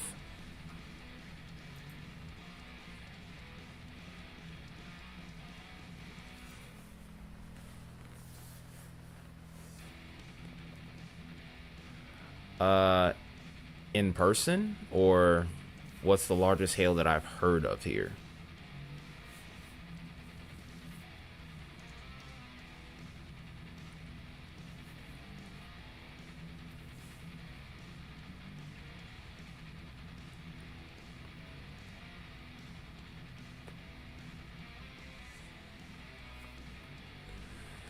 If you're gonna ask me in person, I would say, I think it was 2000. It would probably still have to be an instance in 2003. It was the largest hail that I've seen in person. I think it was golf ball sized hail, which is like 1 3/4 inch. Largest hail that I've heard of around here, and I'm probably mistaken, but the largest hail I've ever heard of in Georgia occurring has been up to baseball size, which is about 2 3/4 inch or 2.75. And I think that was like in northeastern Georgia or east central Georgia that it happened. But yeah, I've never seen hail in person larger than golf ball sized.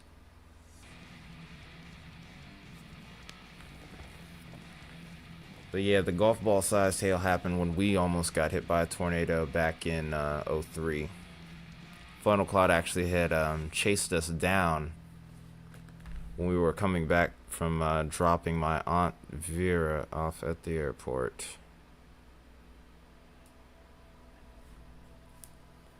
You actually like visually saw 4 inch hail? Oh, you had hail. You had the tag. You had the hail tag for 4 inches.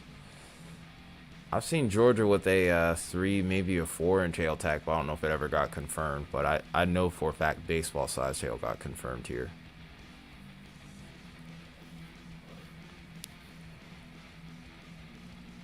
Oof.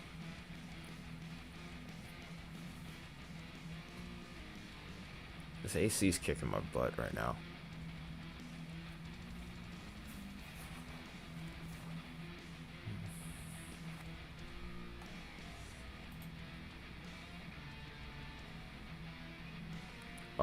Oh wow. In Virginia of all places? That's surprising. Like that's probably one of the last places I would expect to see like baseball sized hail or softball sized hail.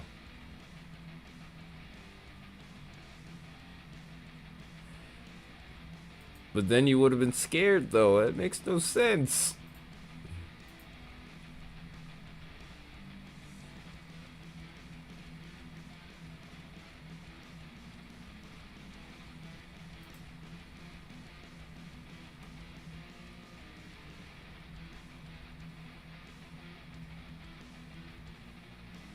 Yeah, Virginia getting 4 inch hail is like that would be like one of the last places I'd expect it to be.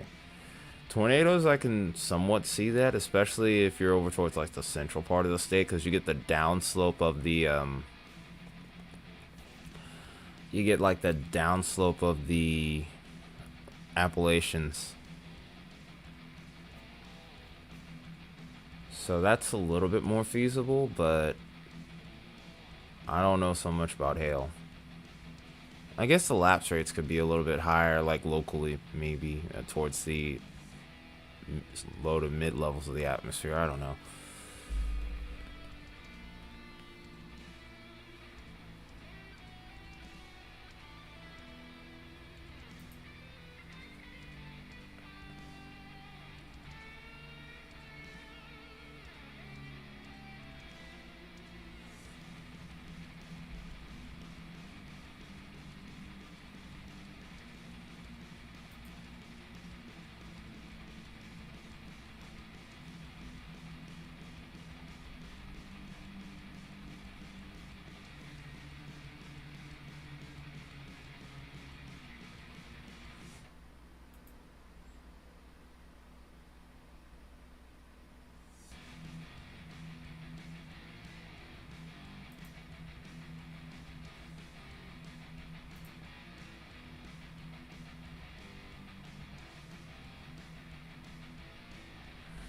Sounds like Georgia from time to time.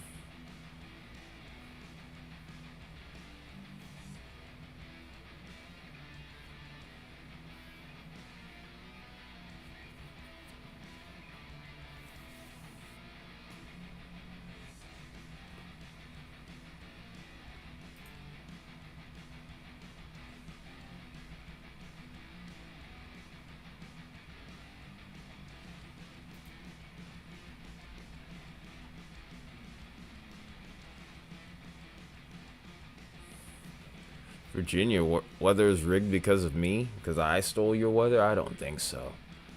Not even close. Nice try, though. Nice try.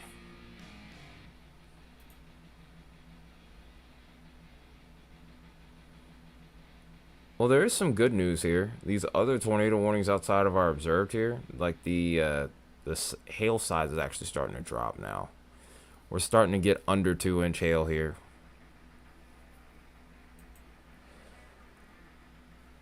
The way I said it. What was the way I said it?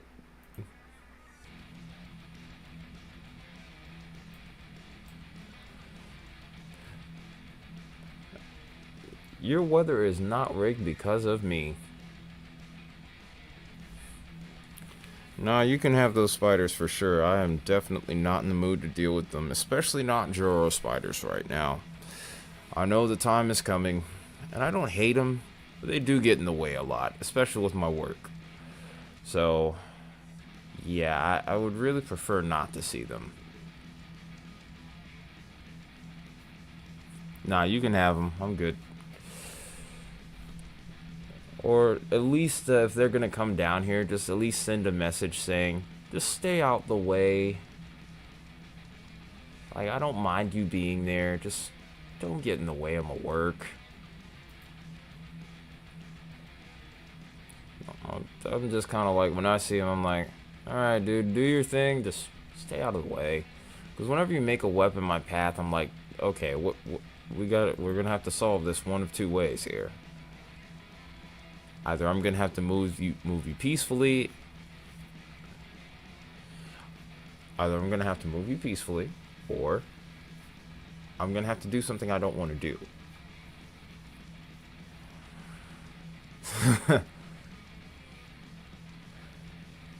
Nah, definitely not related.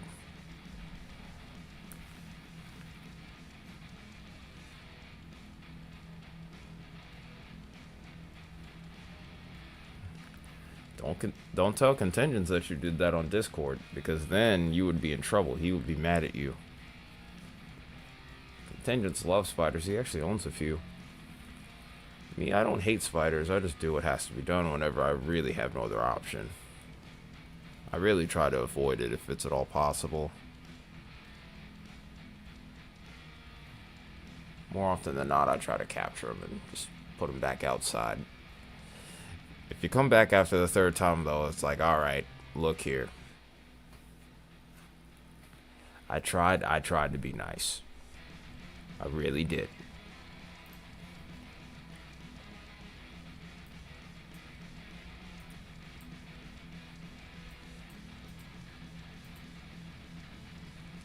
We still have a confirmed tornado off to the southwest of Calgary here. It looks like it missed town here, but this is going to get very close to Verbena here if this holds up. Rotation on this isn't insane, but there's still a little something here. You can kind of see this little pixel right here where we're getting up to about, maybe I'd say about 90, actually just under. We're at like 89.5 on gate to gate here.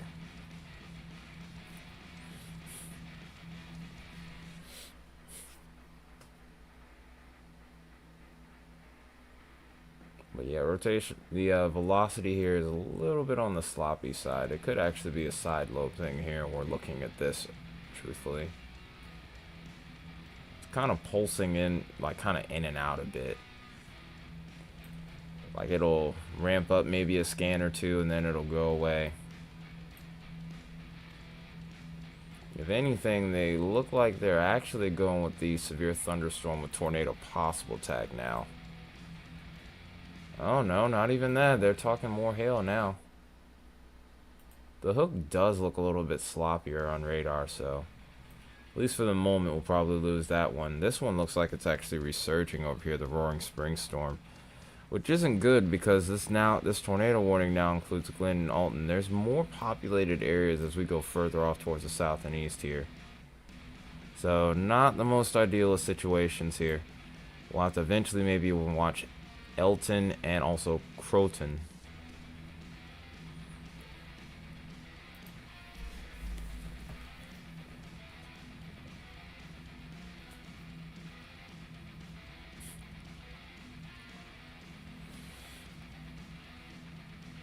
I grew up hating bees and wasps, and knowing that spiders actually kill them, I would prefer them. Because the spiders are even less interested in humans than bees and wasps, so I would definitely take definitely take more spiders versus the flying insect variety.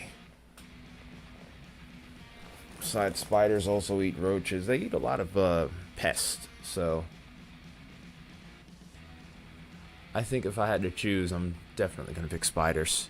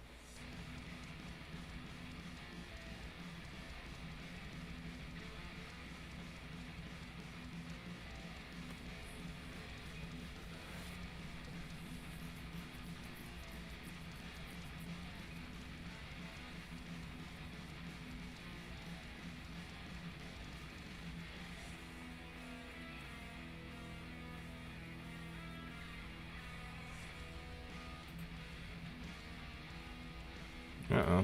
What's going on my screen here? I see a new hook forming on this southern storm here towards Crosbyton. Oh wow, this storm's shifting further and further southward now.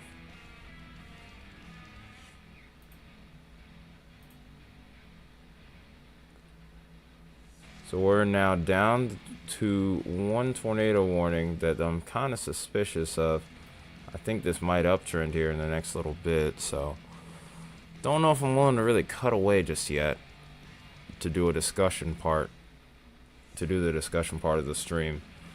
Probably gonna have to do it within the next hour though if we are going to do a discussion at all tonight, because by 11 I am gonna have to go to bed. There's just no ifs, ands, or buts about that. It's not even conditional, because I will be working tomorrow. So we'll be up at probably 5 a.m. I actually missed my gym day to go live today, so I'm gonna probably have to make that up in the morning to go along with it.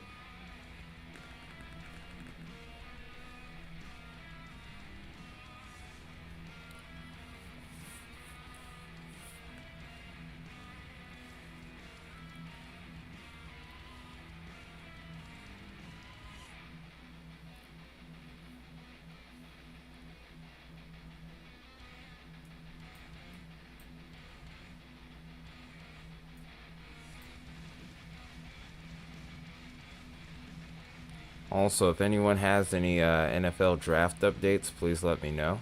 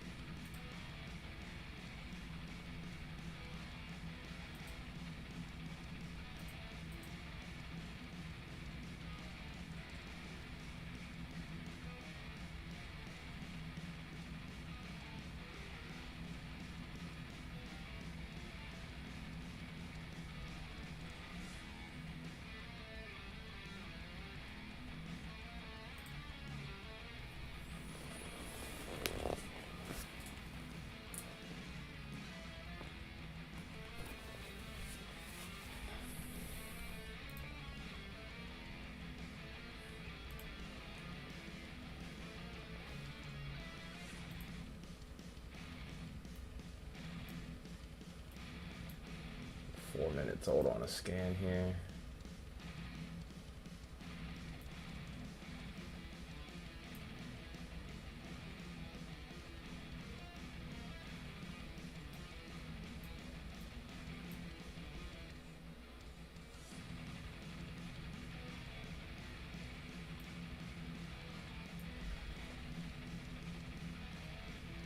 This hook might be struggling here.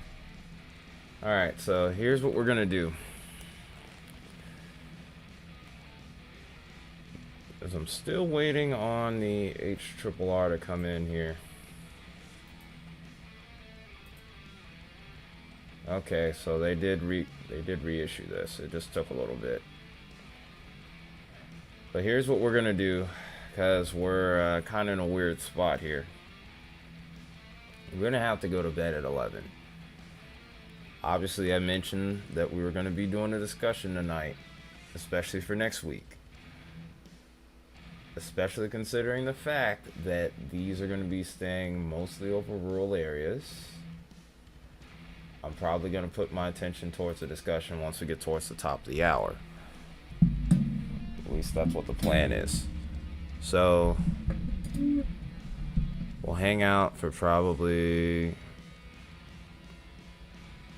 So yeah, we're going to hang out till 11 and then we're going to call it a night. Yeah, they did reissue. They did, by the way, of course, I mentioned before, reissue this confirmed tornado warning. Tornado is still apparently on the ground at this moment. So Kent, Garza, now we've added Crosby County, or we've added Kent County now, along with Garza and Crosby counties. Very slow moving storm. It's only moving at about 10 miles an hour. This is going to, of course, as I mentioned before, remain over rural areas. We have 6 minutes left with this tornado warning. Rotation's been kind of skimpy at this point. This is remaining mostly over rural areas. We don't really even have to worry about Roaring Spring since it's past the area, unless it just loops all the way back around and does an occlusion, but I don't think that there's going to be too much chance of that happening immediately, I should say. It's probably just going to keep moving to the south at this point in time.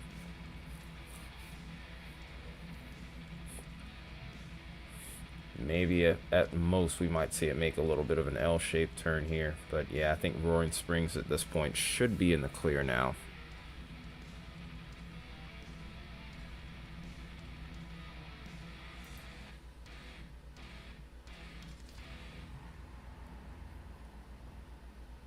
Appreciate you all tuning into the stream, by the way. Just wanted to say that. I don't know if I've said that at all tonight. Definitely made this one feel worthwhile, because earlier today I wasn't sure if I was going to be able to go live or if I should have, but it's a good call. Just wish we could have got on sooner, that's all.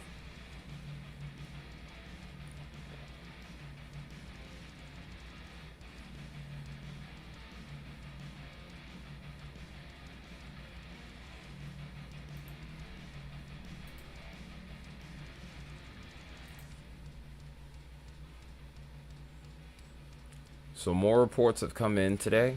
We have 11 tornado reports, 11 damaging wind reports, and 62 hail reports. So we're getting close to the 100 report threshold here now. I do think that we'll probably reach it before the end of the night. Most of our reports have been from Texas. We have had, of course, our one from Oklahoma. We had one in Nebraska, one in Colorado. We had a quick spin up in Louisiana, and also right on that Iowa-Nebraska line as well, just outside of Omaha.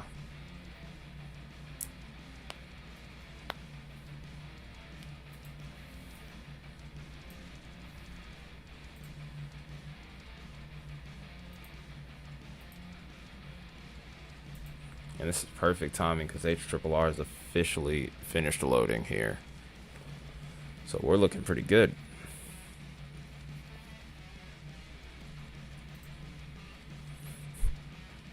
So once we get started here, we'll set up for the end of the stream here.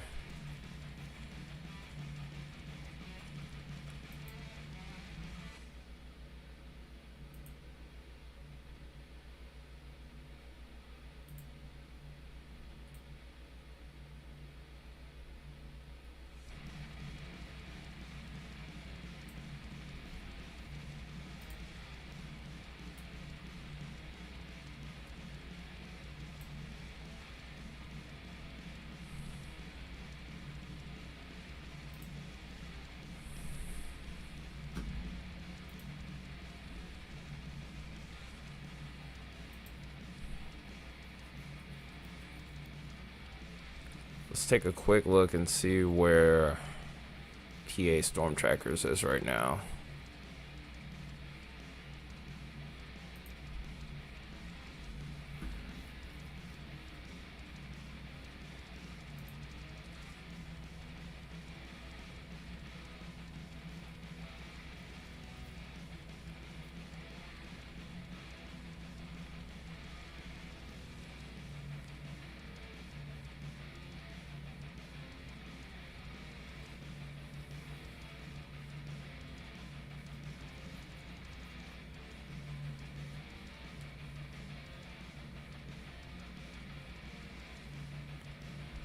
Looks like Patrick did get his feed back up.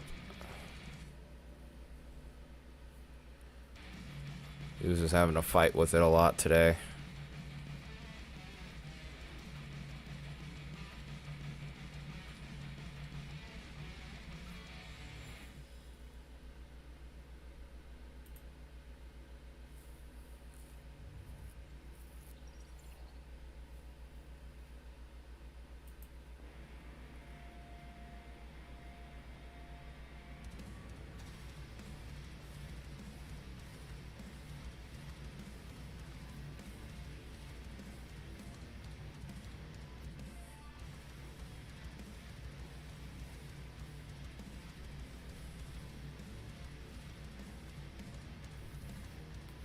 Okay, so we're about to get into the discussion, guys, because we do have some notable severe weather to talk about that could be coming into play for next week. Before we go, we're gonna of course take a quick look at this tornado warning here.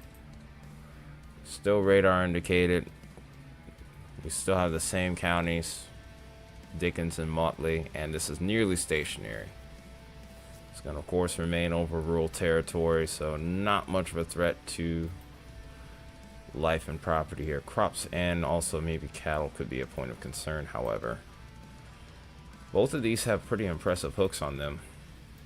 This one is still observed as of this moment right here. But of course, as I mentioned before, this one also is expected to be over rural areas. But yeah, this is pretty much the only game we have left at this point, is these two storms. Both of these have pretty impressive tornado potential and have a history of producing tornadoes. One other thing we'll do is we'll also take a look and see where... I'm pretty sure that... Oh, that's not what we wanted.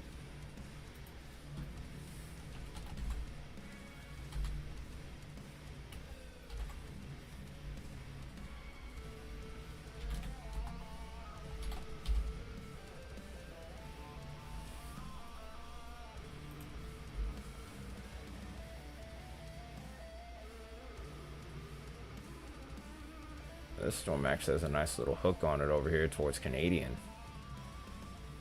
It's going to be heading into Oklahoma before long. It has a nice structure to it as well, so we'll have to keep an eye on that even as we're going through the discussion. But alright, here we go. Let's go ahead and get into it here. Actually, we're in a minute over the time frame I gave. Alright, so let's go ahead and go. I think we're gonna do this.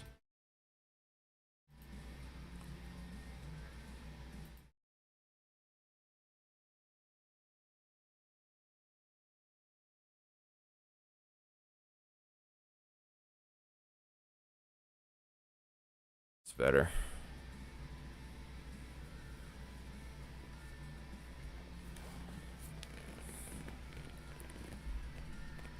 Alright, so make sure everything's working properly.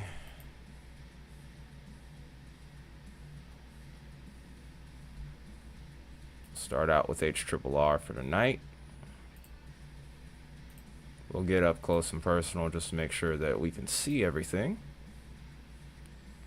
So of course we know where our point of concern is at this point. We still expect some of these storms to hold up pretty well as we get into the evening and overnight hours. So this is about the time frame that we're at now. And then we'll watch these start the weekend as we get past midnight. And then we'll still see increased MCS activity as we go later into the overnight and into the early morning hours. Nothing severe expected throughout most of the day until we get towards the late evening. We could have somewhat of a repeat tomorrow evening, but we'll have to see how things progress with that. But it looks like it could be a potentially busy day once again tomorrow. We'll see if we'll end up being live.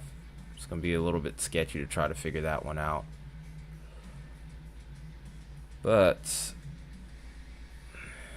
with that, now we're going to go get into the main bit of the action here, which is going to be next week. We're going to be paying extra close attention to Sunday or Monday and Tuesday here.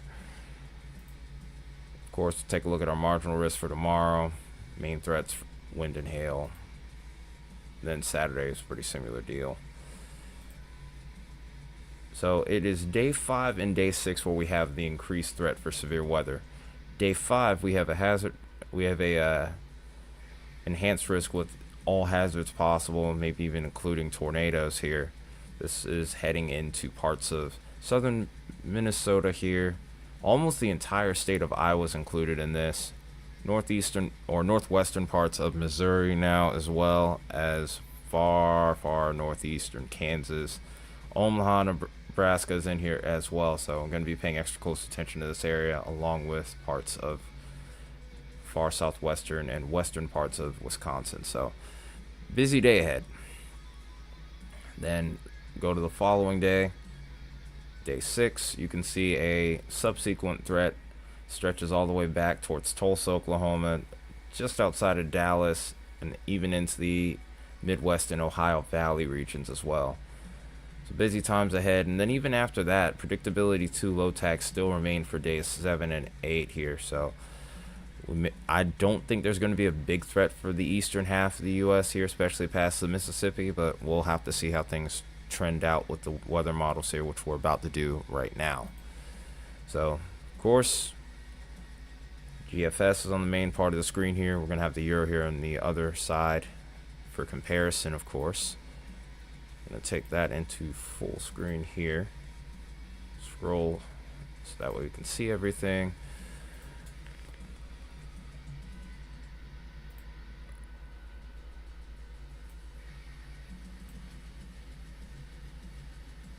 Alright, so I'm trying to move this to the side here so I can see everything that I need to see. Still want to make sure I see anything in chat, but it doesn't look like we need much.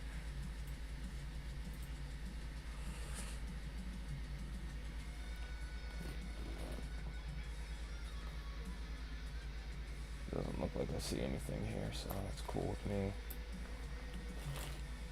Alright. Alright, so let's watch this trough get to work here.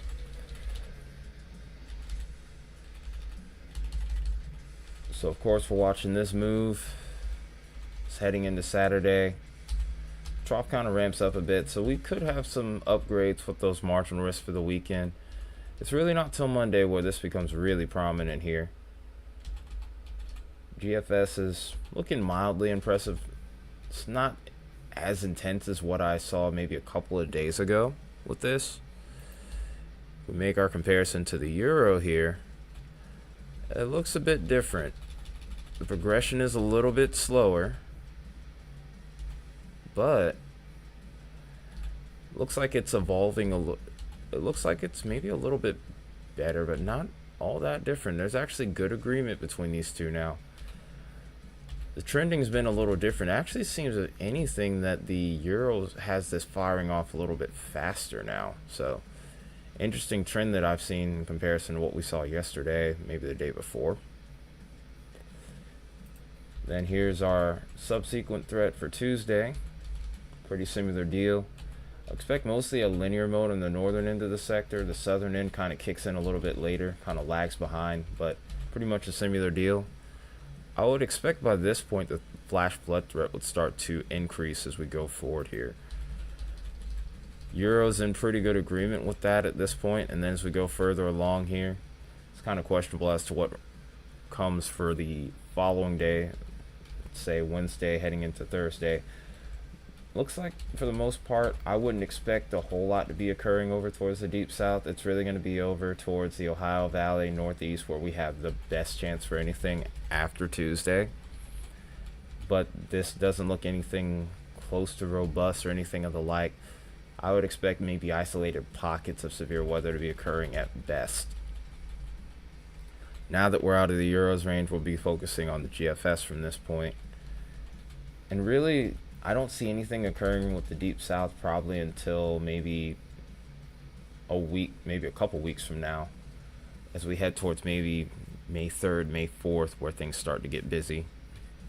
Then we'll watch this trough head out. And this one we'll start to see a big temperature swing here east of the Mississippi. We'll quickly recover from that, and that's when things start to get a little bit spicier once again. Start to get an omega block over here towards the Midwest, and then up towards the Northwest, business may start to pick up, and we may get some high plains intensity. Or high plains insanity, it's actually called.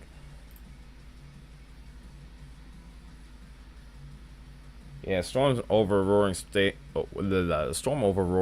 has been stationary for a little bit now, but still likely going to produce a tornado. But thankfully, it's not directly over Roaring Springs proper. It's like outside of town.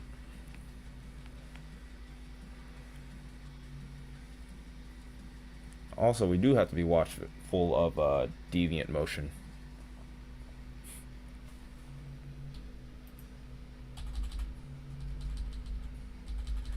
What's up, Torex? I'm back. I'm basically going over the discussion now. We're staying mostly stationary or staying in rural areas, so I'm not really too concerned about a threat as a whole, even though this is probably going to be a heck of a night for storm chasers. I'm very jealous of them, I can't lie.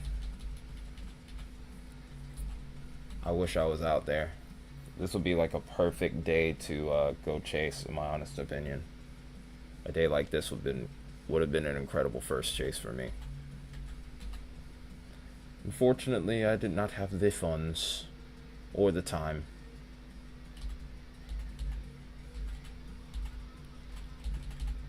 Trying to get an idea of what our shortwaves are looking like as we go throughout the day. Could be an evening and overnight threat as we head into Monday night.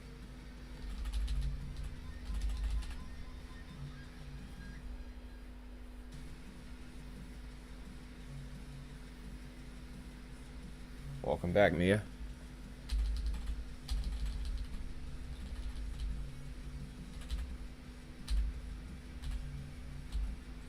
Shortwave's not quite as prominent with the Euro now.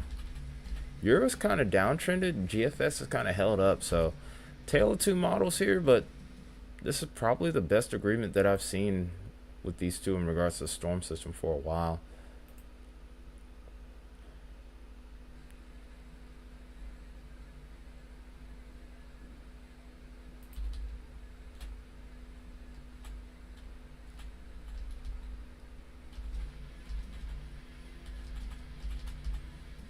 Low level jet's going to be considerable with either one, it looks like.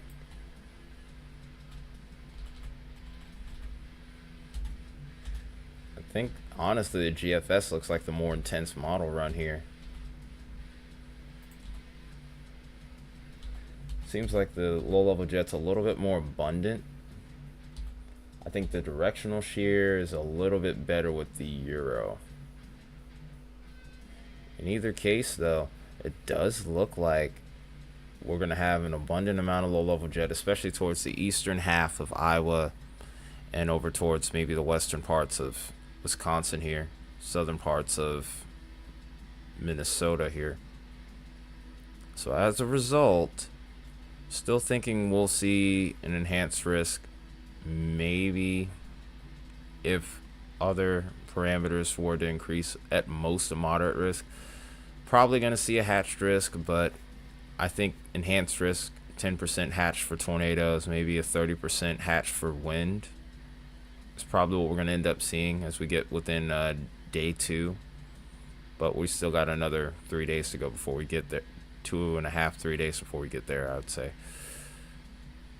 Once we get this Moving out of here, we're going to look at Tuesday. Low level jet kind of drops off, so I think that tornado threat's going to drop off along with that as we get into Tuesday. Euro definitely reflects that even more so than GFS at this point, so really the trough's evolution is going to be the key component here in regards to this setup. If we see a downtrend with this, then we're pretty much cooked at that point.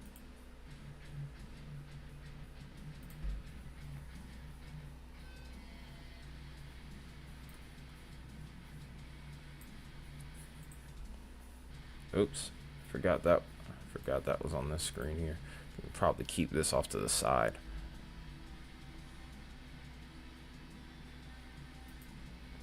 Yeah, Matt's still chasing. I've been seeing little clips of what he's been doing on Twitter today.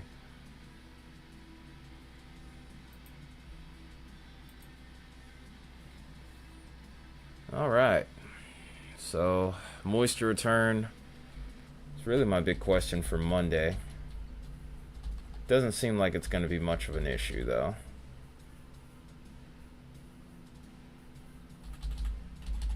Ah, yeah.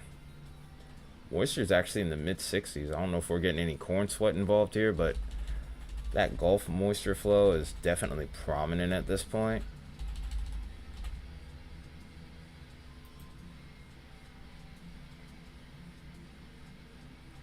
Ooh, those are some solid hodos. A little bit elevated, but still solid. Lapse rates are a little bit questionable towards the low to mid levels. That could be a limiting factor there as well. But everything else seems to be there just from looking at this alone. Cape is good. Moisture is good. A little bit of inhibition towards the surface, but I don't think it will be enough to stop it.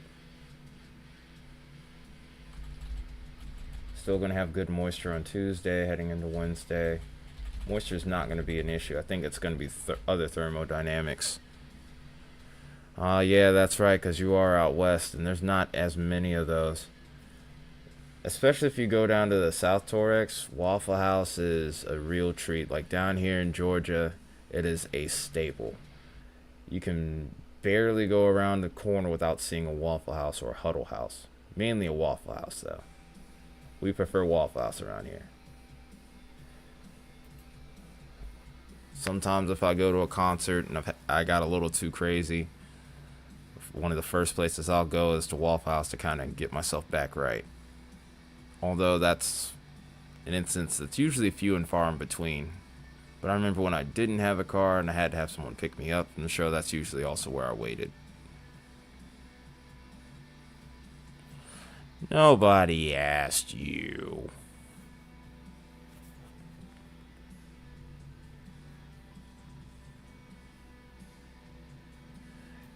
Well, we'll welcome you with open arms as long as you don't do anything too crazy.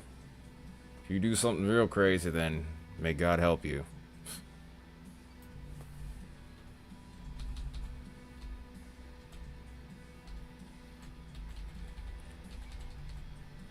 But yeah, if you're down to earth, though, I think you'll like it. Like it around here.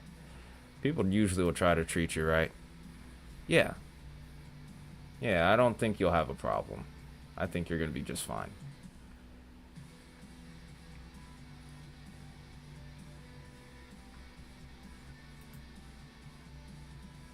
Oh, there we go. All I had to do was go one more scan, and there it was. We have good shear, good instability. This mid-level lapse rates again might be the limiting factor, but I think it might be sufficient enough. In and out burger, yes. I mean, I'm planning to actually go out. I am planning to go out west eventually, because I do have a friend that lives in Tacoma. Very close friend of mine.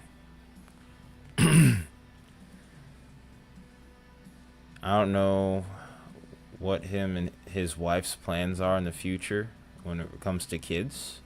They say that they'll move back, but if they do, I at least want to try to get out there just once, just to see it with them.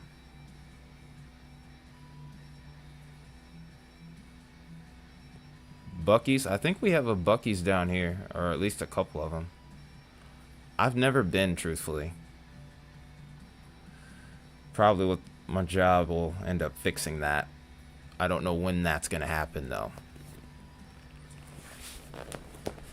But I will warn you, some of the best spots to eat at out here are kind of in the hood too, so you have to be careful. Like the rougher parts of Atlanta is where some of the best eating will be.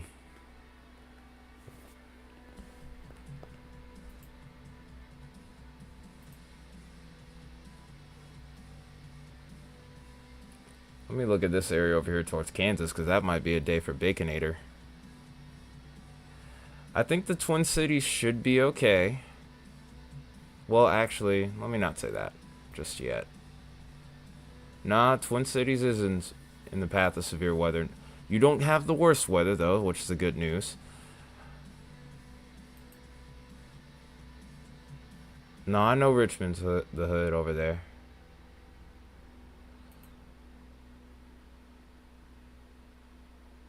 No, there's a Richmond County over here in Georgia too, and that is also the hood. In fact, that's where my mom is from. So trust me, I know. But yes, Grace, there is severe weather for your area.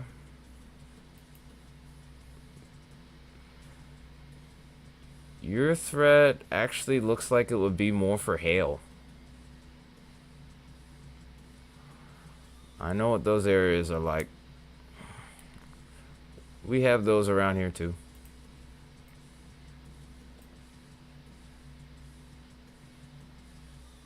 Yes, you should. If you're in a slight, I mean, if you're in a marginal, you should watch out. But a slight risk, definitely watch out. You could get anything, but I think your main threat is hail. Best advice would be to put the car in the carport on Sunday or Monday. I mean, I keep on getting Sunday and Monday mixed up for whatever reason. But yeah, Monday definitely would put the car in the garage or in the carport for sure. And just keep an eye on things throughout the day. Yeah. The marginal for Saturday is like all the way towards Texas. You do have an increase in rain chances though, Mia. So if you're looking for relief from pollen, you have a chance for that. I mean, hey, I'm giving you something.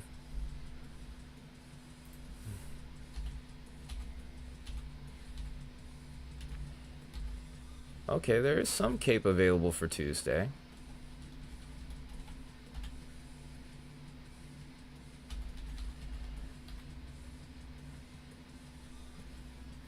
Hey, either you take the rain or you don't take the rain. That's no skin off of me. That's all I'm gonna say.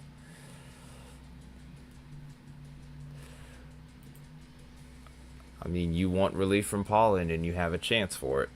So either you take it or leave it. Oh, nice. Usually it's those first few weeks when we start to initially get the pollen when it seems to be the worst. And it also depends on which type of pollen that you're allergic to. Some people really have the worst reaction with tree pollen. I do have a coworker that struggles with grass pollen and poana.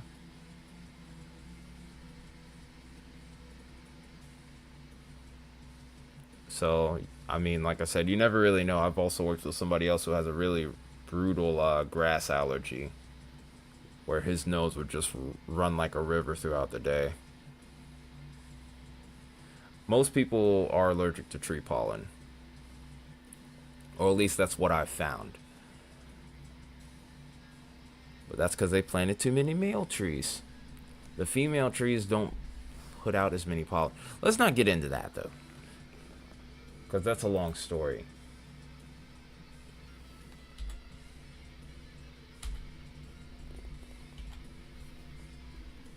Oh.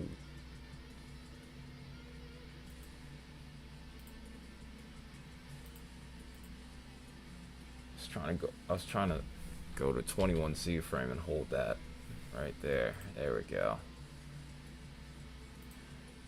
Kinematics aren't great.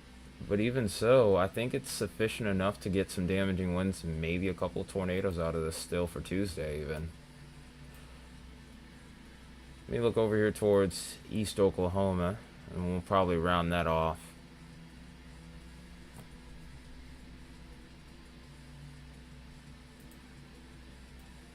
It's a long story about how the male-female tree thing works. I mean, they are living organisms, and there's a lot more to that. Whoa!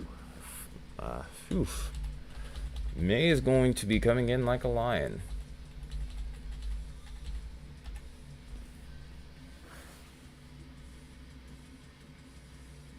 May 3rd for us could be pretty interesting. We at least have instability. Everything else is not there, though. That cape is something, I'll say that much. But that's really all it is just cape. Like, if I look at the Hodos, looks like trash. There's like no low-level shear with that right now. Obviously, we're in no man's land, though, 171 hours out in regards to like trying to figure out the finite details.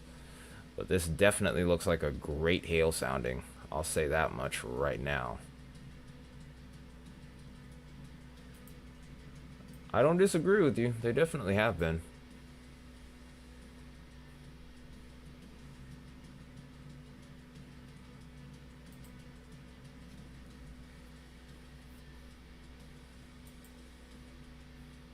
Let me check something real quick.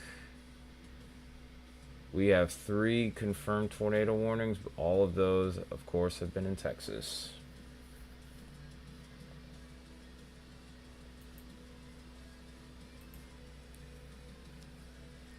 Pause, Mia. Pause. I need you to calm down. I get it. Just because you like the players in the NFL draft, I still need you to relax and show some control.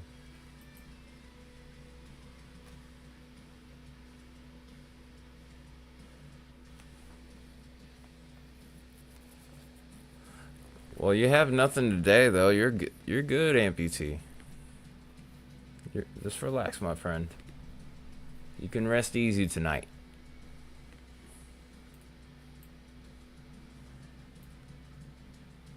You should be good for most of this weekend, actually, truthfully. Yeah, Baconator would have made that a whole lot worse, though.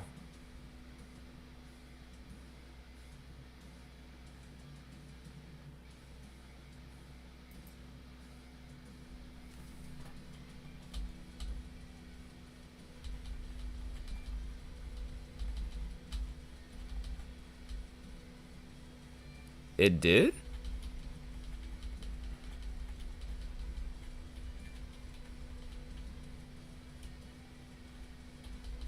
That's a surprise. Because your area wasn't really in like a real intent, like a focused, like area of focus. Like the risk was pretty low. Expecting just a general thunderstorm. Miami, Texas.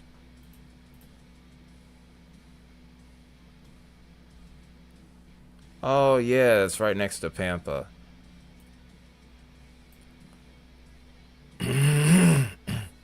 Well, I mean, because drunk NATO. Ha!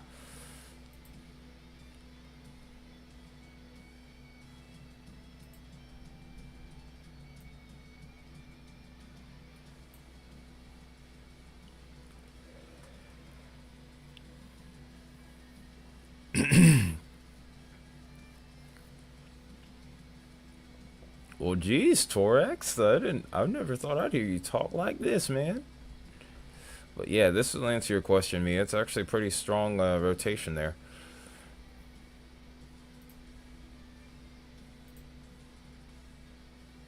Daggone cap cut. Accidentally bumped that.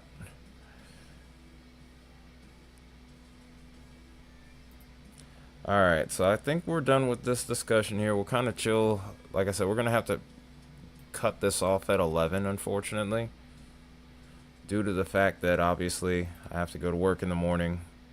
So, apologies there.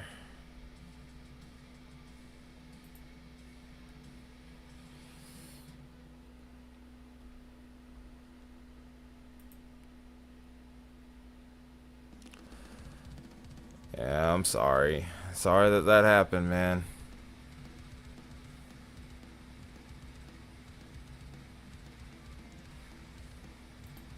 What you mean get that money?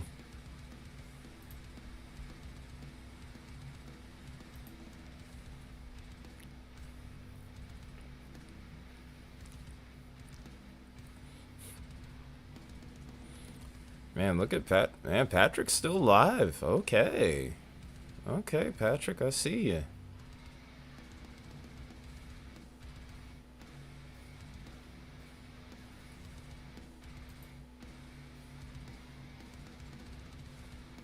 Yeah. Definitely need that. Been getting my butt kicked by my job lately, it feels like. Been getting hurt even, which I don't like. And almost struck by lightning like yesterday.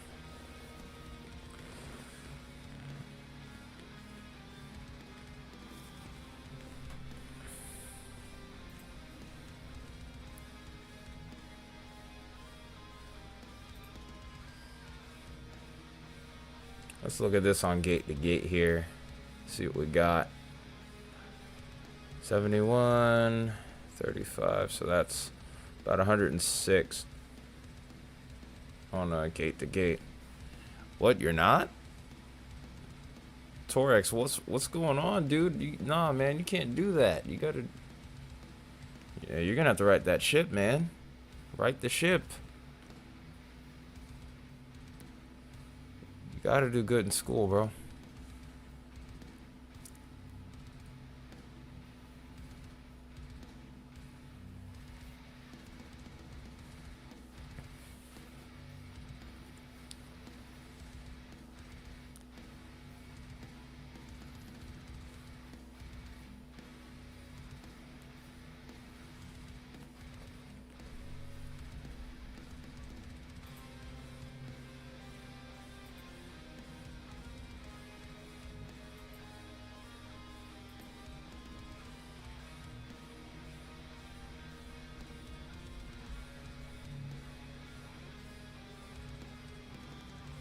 Oh.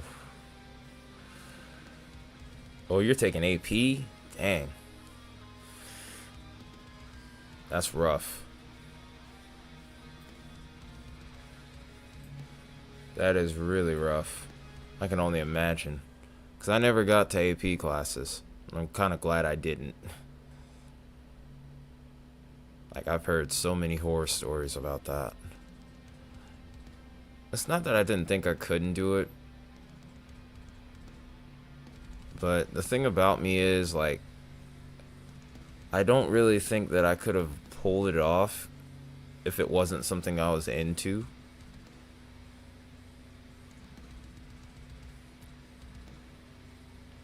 Like, I don't know how many people in chat watch Naruto, but I guess in a way I'm kind of like Shikamaru.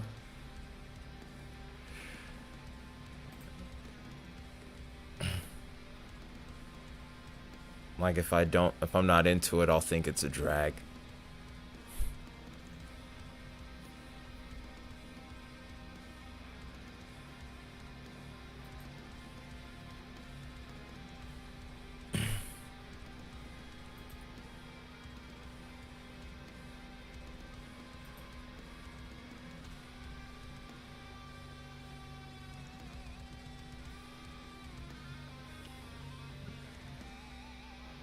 Just hang in there. You almost have, what, maybe another month or so to go before summer break?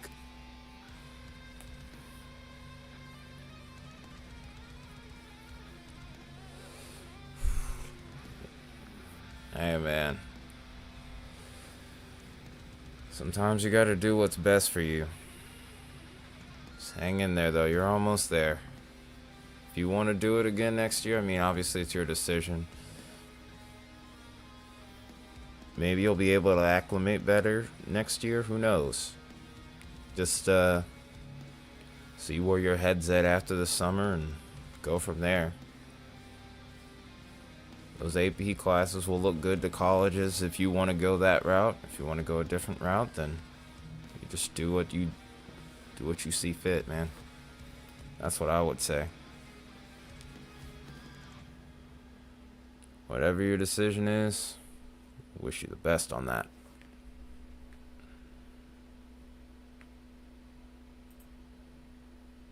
Well, it looks like that rotation weakened. Let's go with Woodward here. Let's see what we got. Talk about familiar territory. Yeah, alright, lock in, bro. Stay after it. Yeah. You're gonna be fine. I mean, seeing how quickly you caught on to radar, seeing how quickly you're catching on to the forecast models in particular, I think you can do it. And I'm pretty sure I'm not the only one that thinks that either.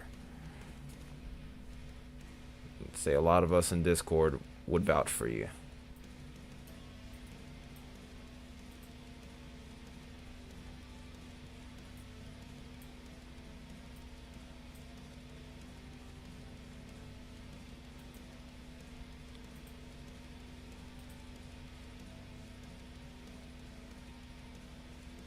There might be 2 tornadoes with this storm here.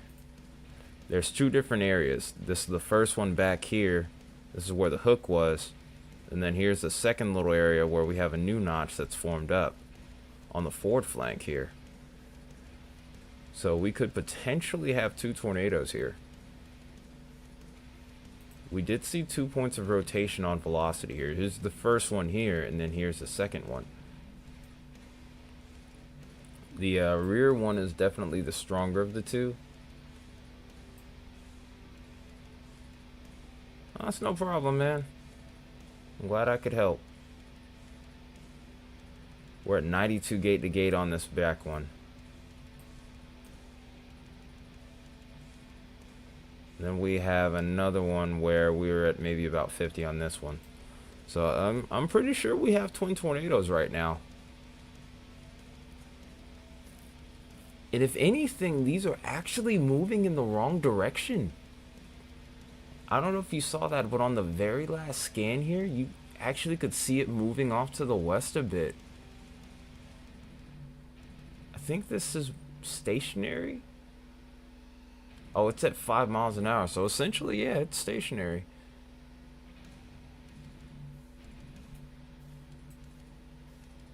Oh, that rear rotation is really ramped up too in that last scan.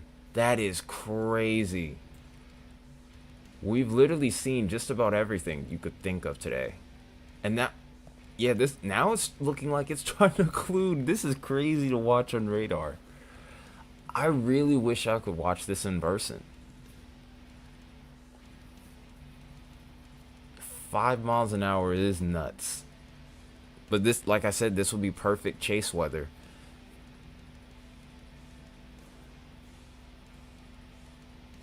Like, you would have nothing but time. You could get kind of close without being in too much danger.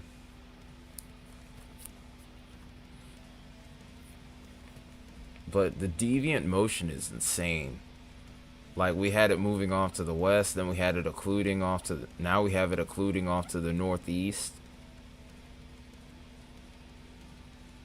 It almost feels like I'm playing, I'm watching a game of Twisted or something. Dang, man. I hate that I'm going to have to get off here in the next 20 minutes or so. It's going to suck. I wish I could stay up later. But I got an extra long day ahead of me. Because I still got to make sure my clothes are dry after hand washing them.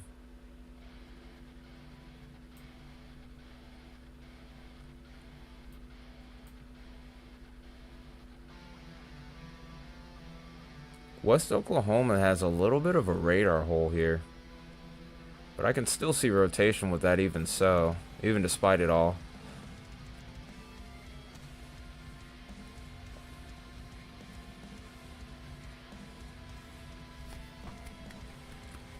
Now drink another. It's not enough. Just like Kendrick said, it's not enough. In fact, there you go. I'll lead by example.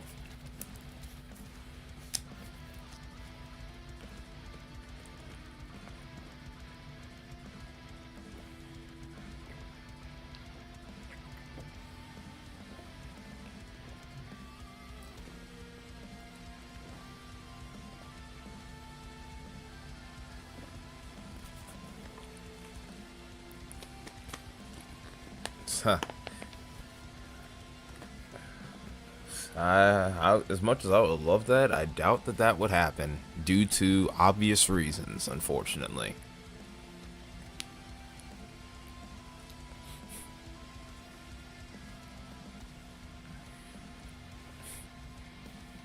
I just don't understand how we got to this point now.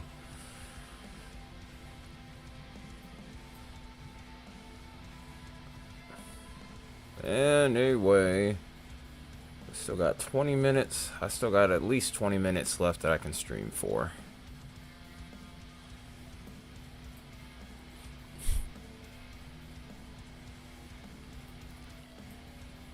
Well, I just realized though that PA Storm Trackers is actually near this storm right now in Miami.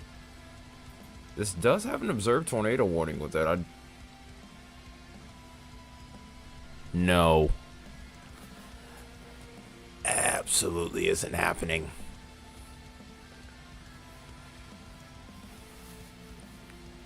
You'd make it all about you.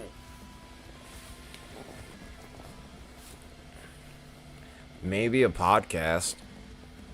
If I can ever make enough off of this to like do this full time, sure. But that's probably gonna be like forever and a day is off, and forever and a day and a half off from now.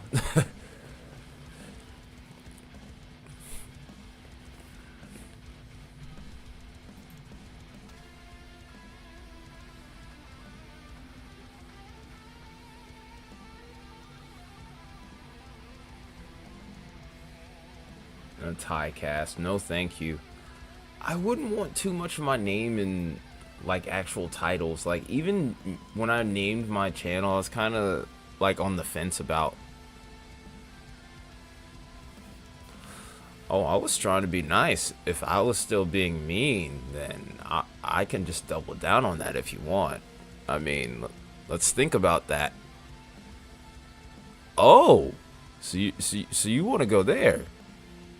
Oh no, you might have goofed up now. Don't make me get you. Yeah, you need to tell her to calm down, cause she'll wake up the beast.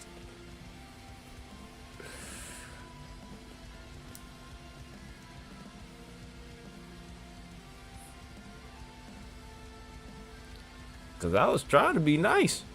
But if you gonna try and whoop me anyway, then I'm gonna double down. I'll make it worse. I'll make it much worse.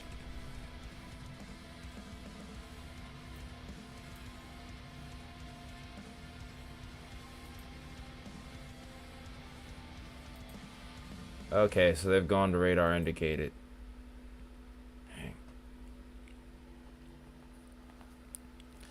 Alright, so I'm trying to think. Might need a moment here. Actually go to the bathroom. Beauty and the Beast is underwater. I was like, huh? Okay. It's underrated. Okay, I get what you're saying now, though. What is this mess of tornado warnings here? My goodness.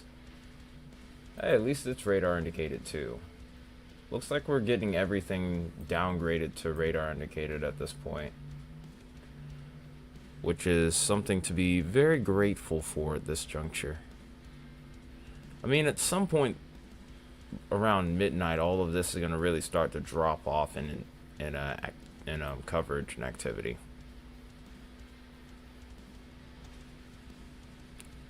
You know what?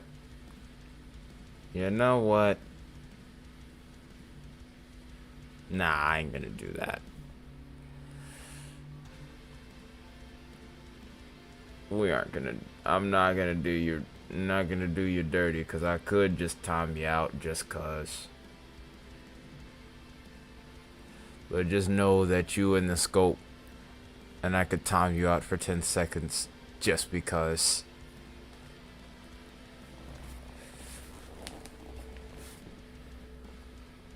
Dang, man. I need to get to the gym. Let's see. There's a whole checklist, actually. Said you were gonna whoop me. Check. You went and doubled down on that by saying BTA. Then you saying I'm filling in for you.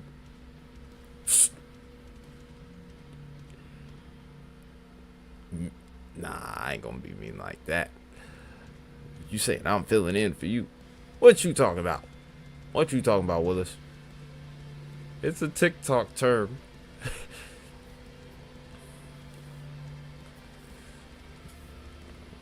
You good, you good. You know I didn't time you out, even though I could have. See, I'm still being nice. I'm just letting you know what I could have done.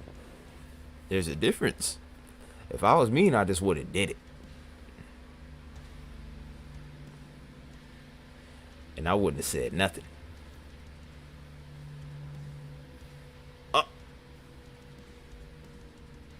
Yep.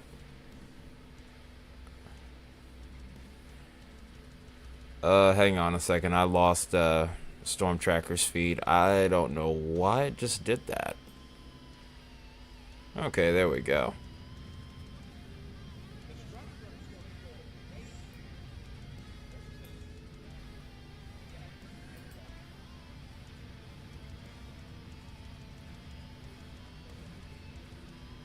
Alright, hang on, Torex. Let me go back to Miami here.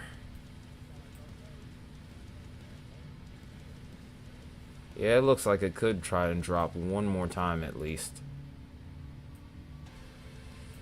I would really prefer for this to stay outside of town, but I don't know if it's gonna happen. Yeah, it is.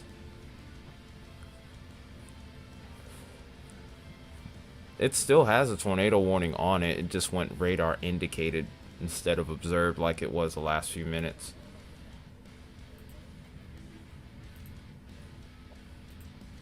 Oh, never mind. Now it's back to observed. It's over towards Miami, Texas, where we have a 20-mile-per-hour tornado on the ground. It's moving at 20 miles an hour off to the southeast here. This is another nocturnal nadir.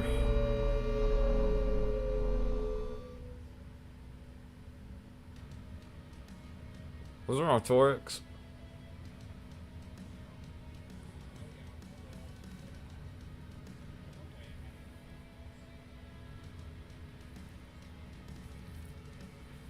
No, these storms aren't playing games. They've been doing this all day. This has just been a good environment for them. Oh, look, there's a donut hole here, too, to go along with it.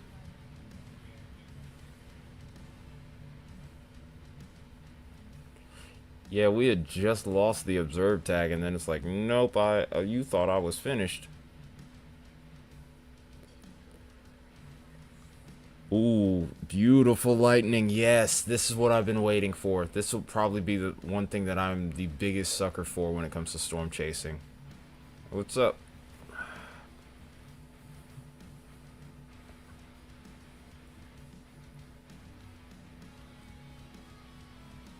What's the news? Oof. Yeah, the fatigue's hitting me now, too. Wow.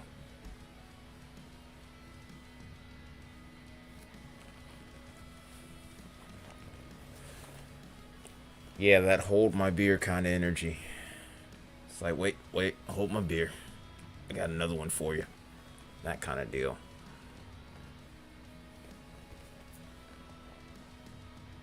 Was that your news? The tongue out and the tongue out emoji? That was your news?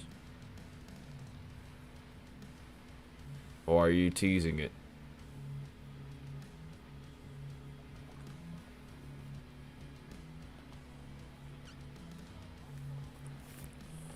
Whew. Okay, just gotta survive. Uh-oh.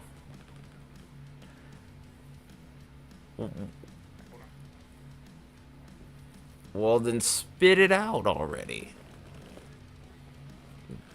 What is the news? Don't tease the news, just say it. Oh, nice. Dr. Postel.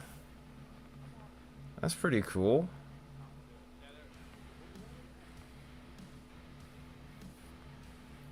Man, I wish I would have one chance to probably meet my idol, Dr. Greg Forbes. 'Cause I know he's up. I know he's up there in age. I know he's retired, but I would have loved to have met him just once. But unfortunately, I don't think I'm gonna get that chance.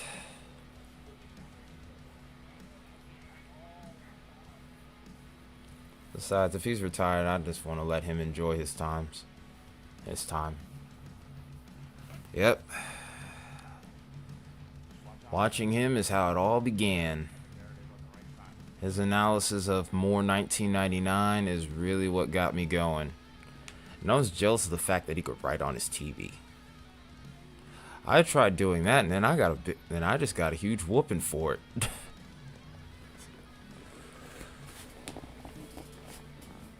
Oh, he did? Or she did? Oh, nice. 41 years. That's freaking awesome, man.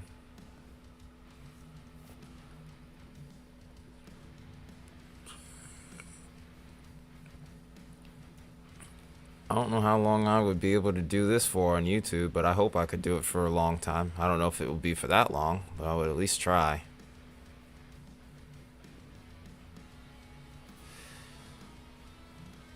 I had a little bit of balance, but I probably spent more time watching the Weather Channel than I did cartoons.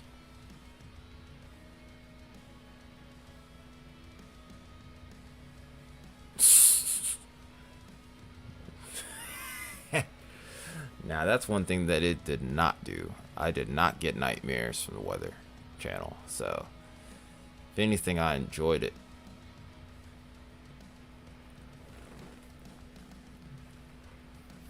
If anything, I dreamt of being out there.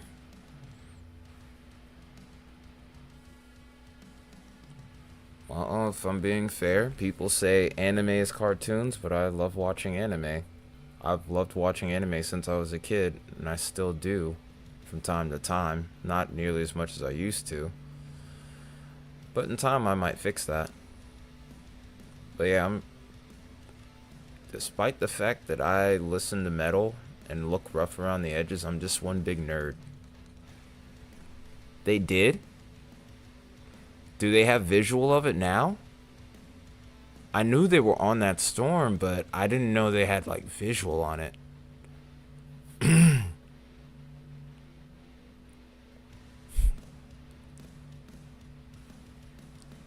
know what? Let's go and take their screen. Let's go ahead and take their feed into full screen here.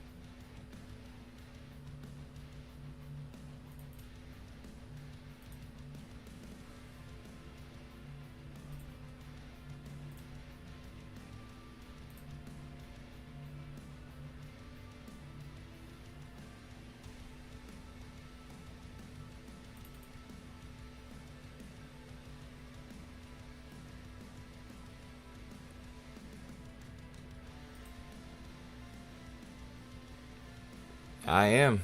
Yeah, I might be crazy.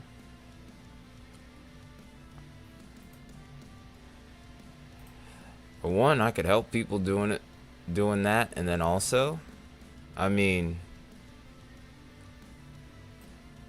I feel like when it comes to weather, that's just where I need to be.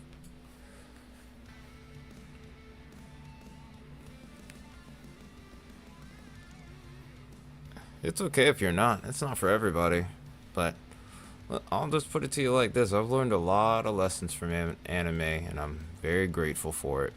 Grateful to it. Taught me how to be better.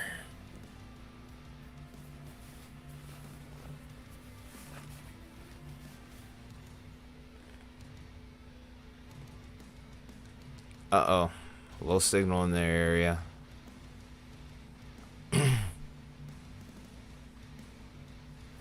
Alright, I only got about another 5 minutes, guys. I'm sorry. I wish I could be here for longer.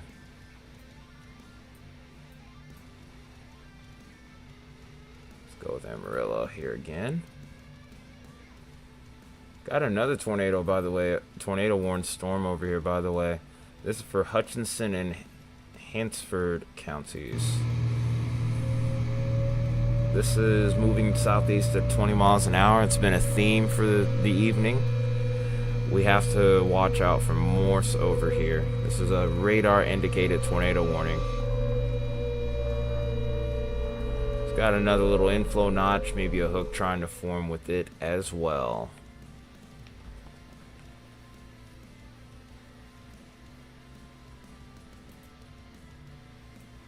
Rotation's very finite, very small area where the rotation kind of tightens up, but we know it's in an environment where it could ramp up too, so still got to be watchful as we go into the evening here. I expect most of these to stay in rural areas. This one towards Oklahoma that does not want to let go yet doesn't really seem like one that, you know,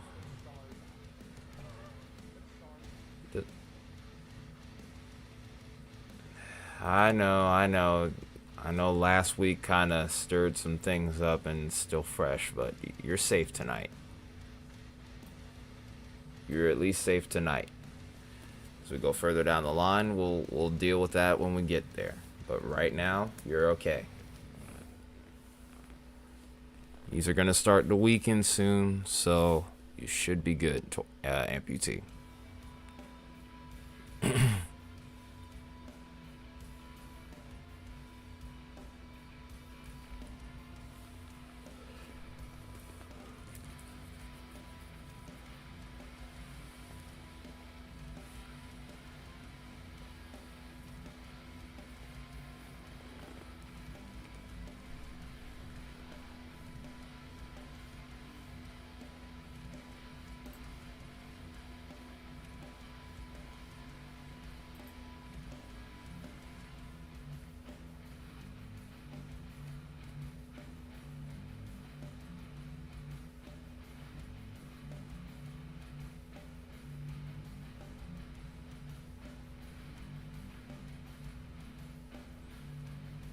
Also, PA Storm Trackers is almost nearing, has just broken past the 9K mark. Would love to see them get to 10K by the end of the year, if it's at all possible.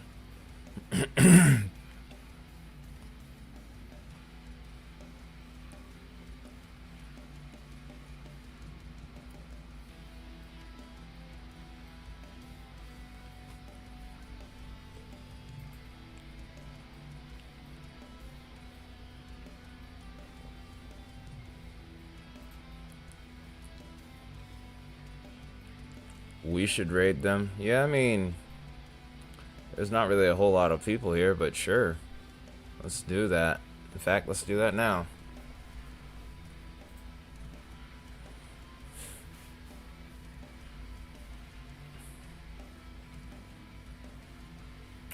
Probably can't raid them with numbers, but just stop by and say hello at the very least. Alright, so what I'm gonna do is I'm gonna drop their link in chat, and then I'm gonna hop in chat there and say hello. Say I brought a few friends with me. You guys all have a good night, and I'll see you on the next one. Probably something like that.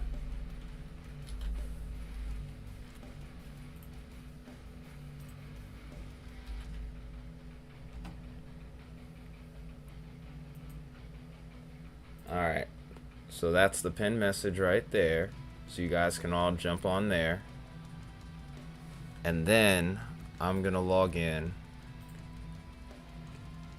and we'll go from that point.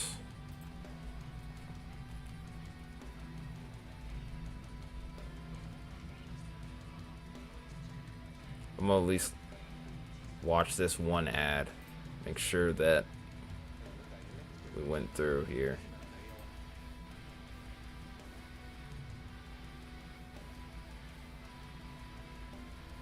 Okay, the other ad's about 15 seconds. I can live with that.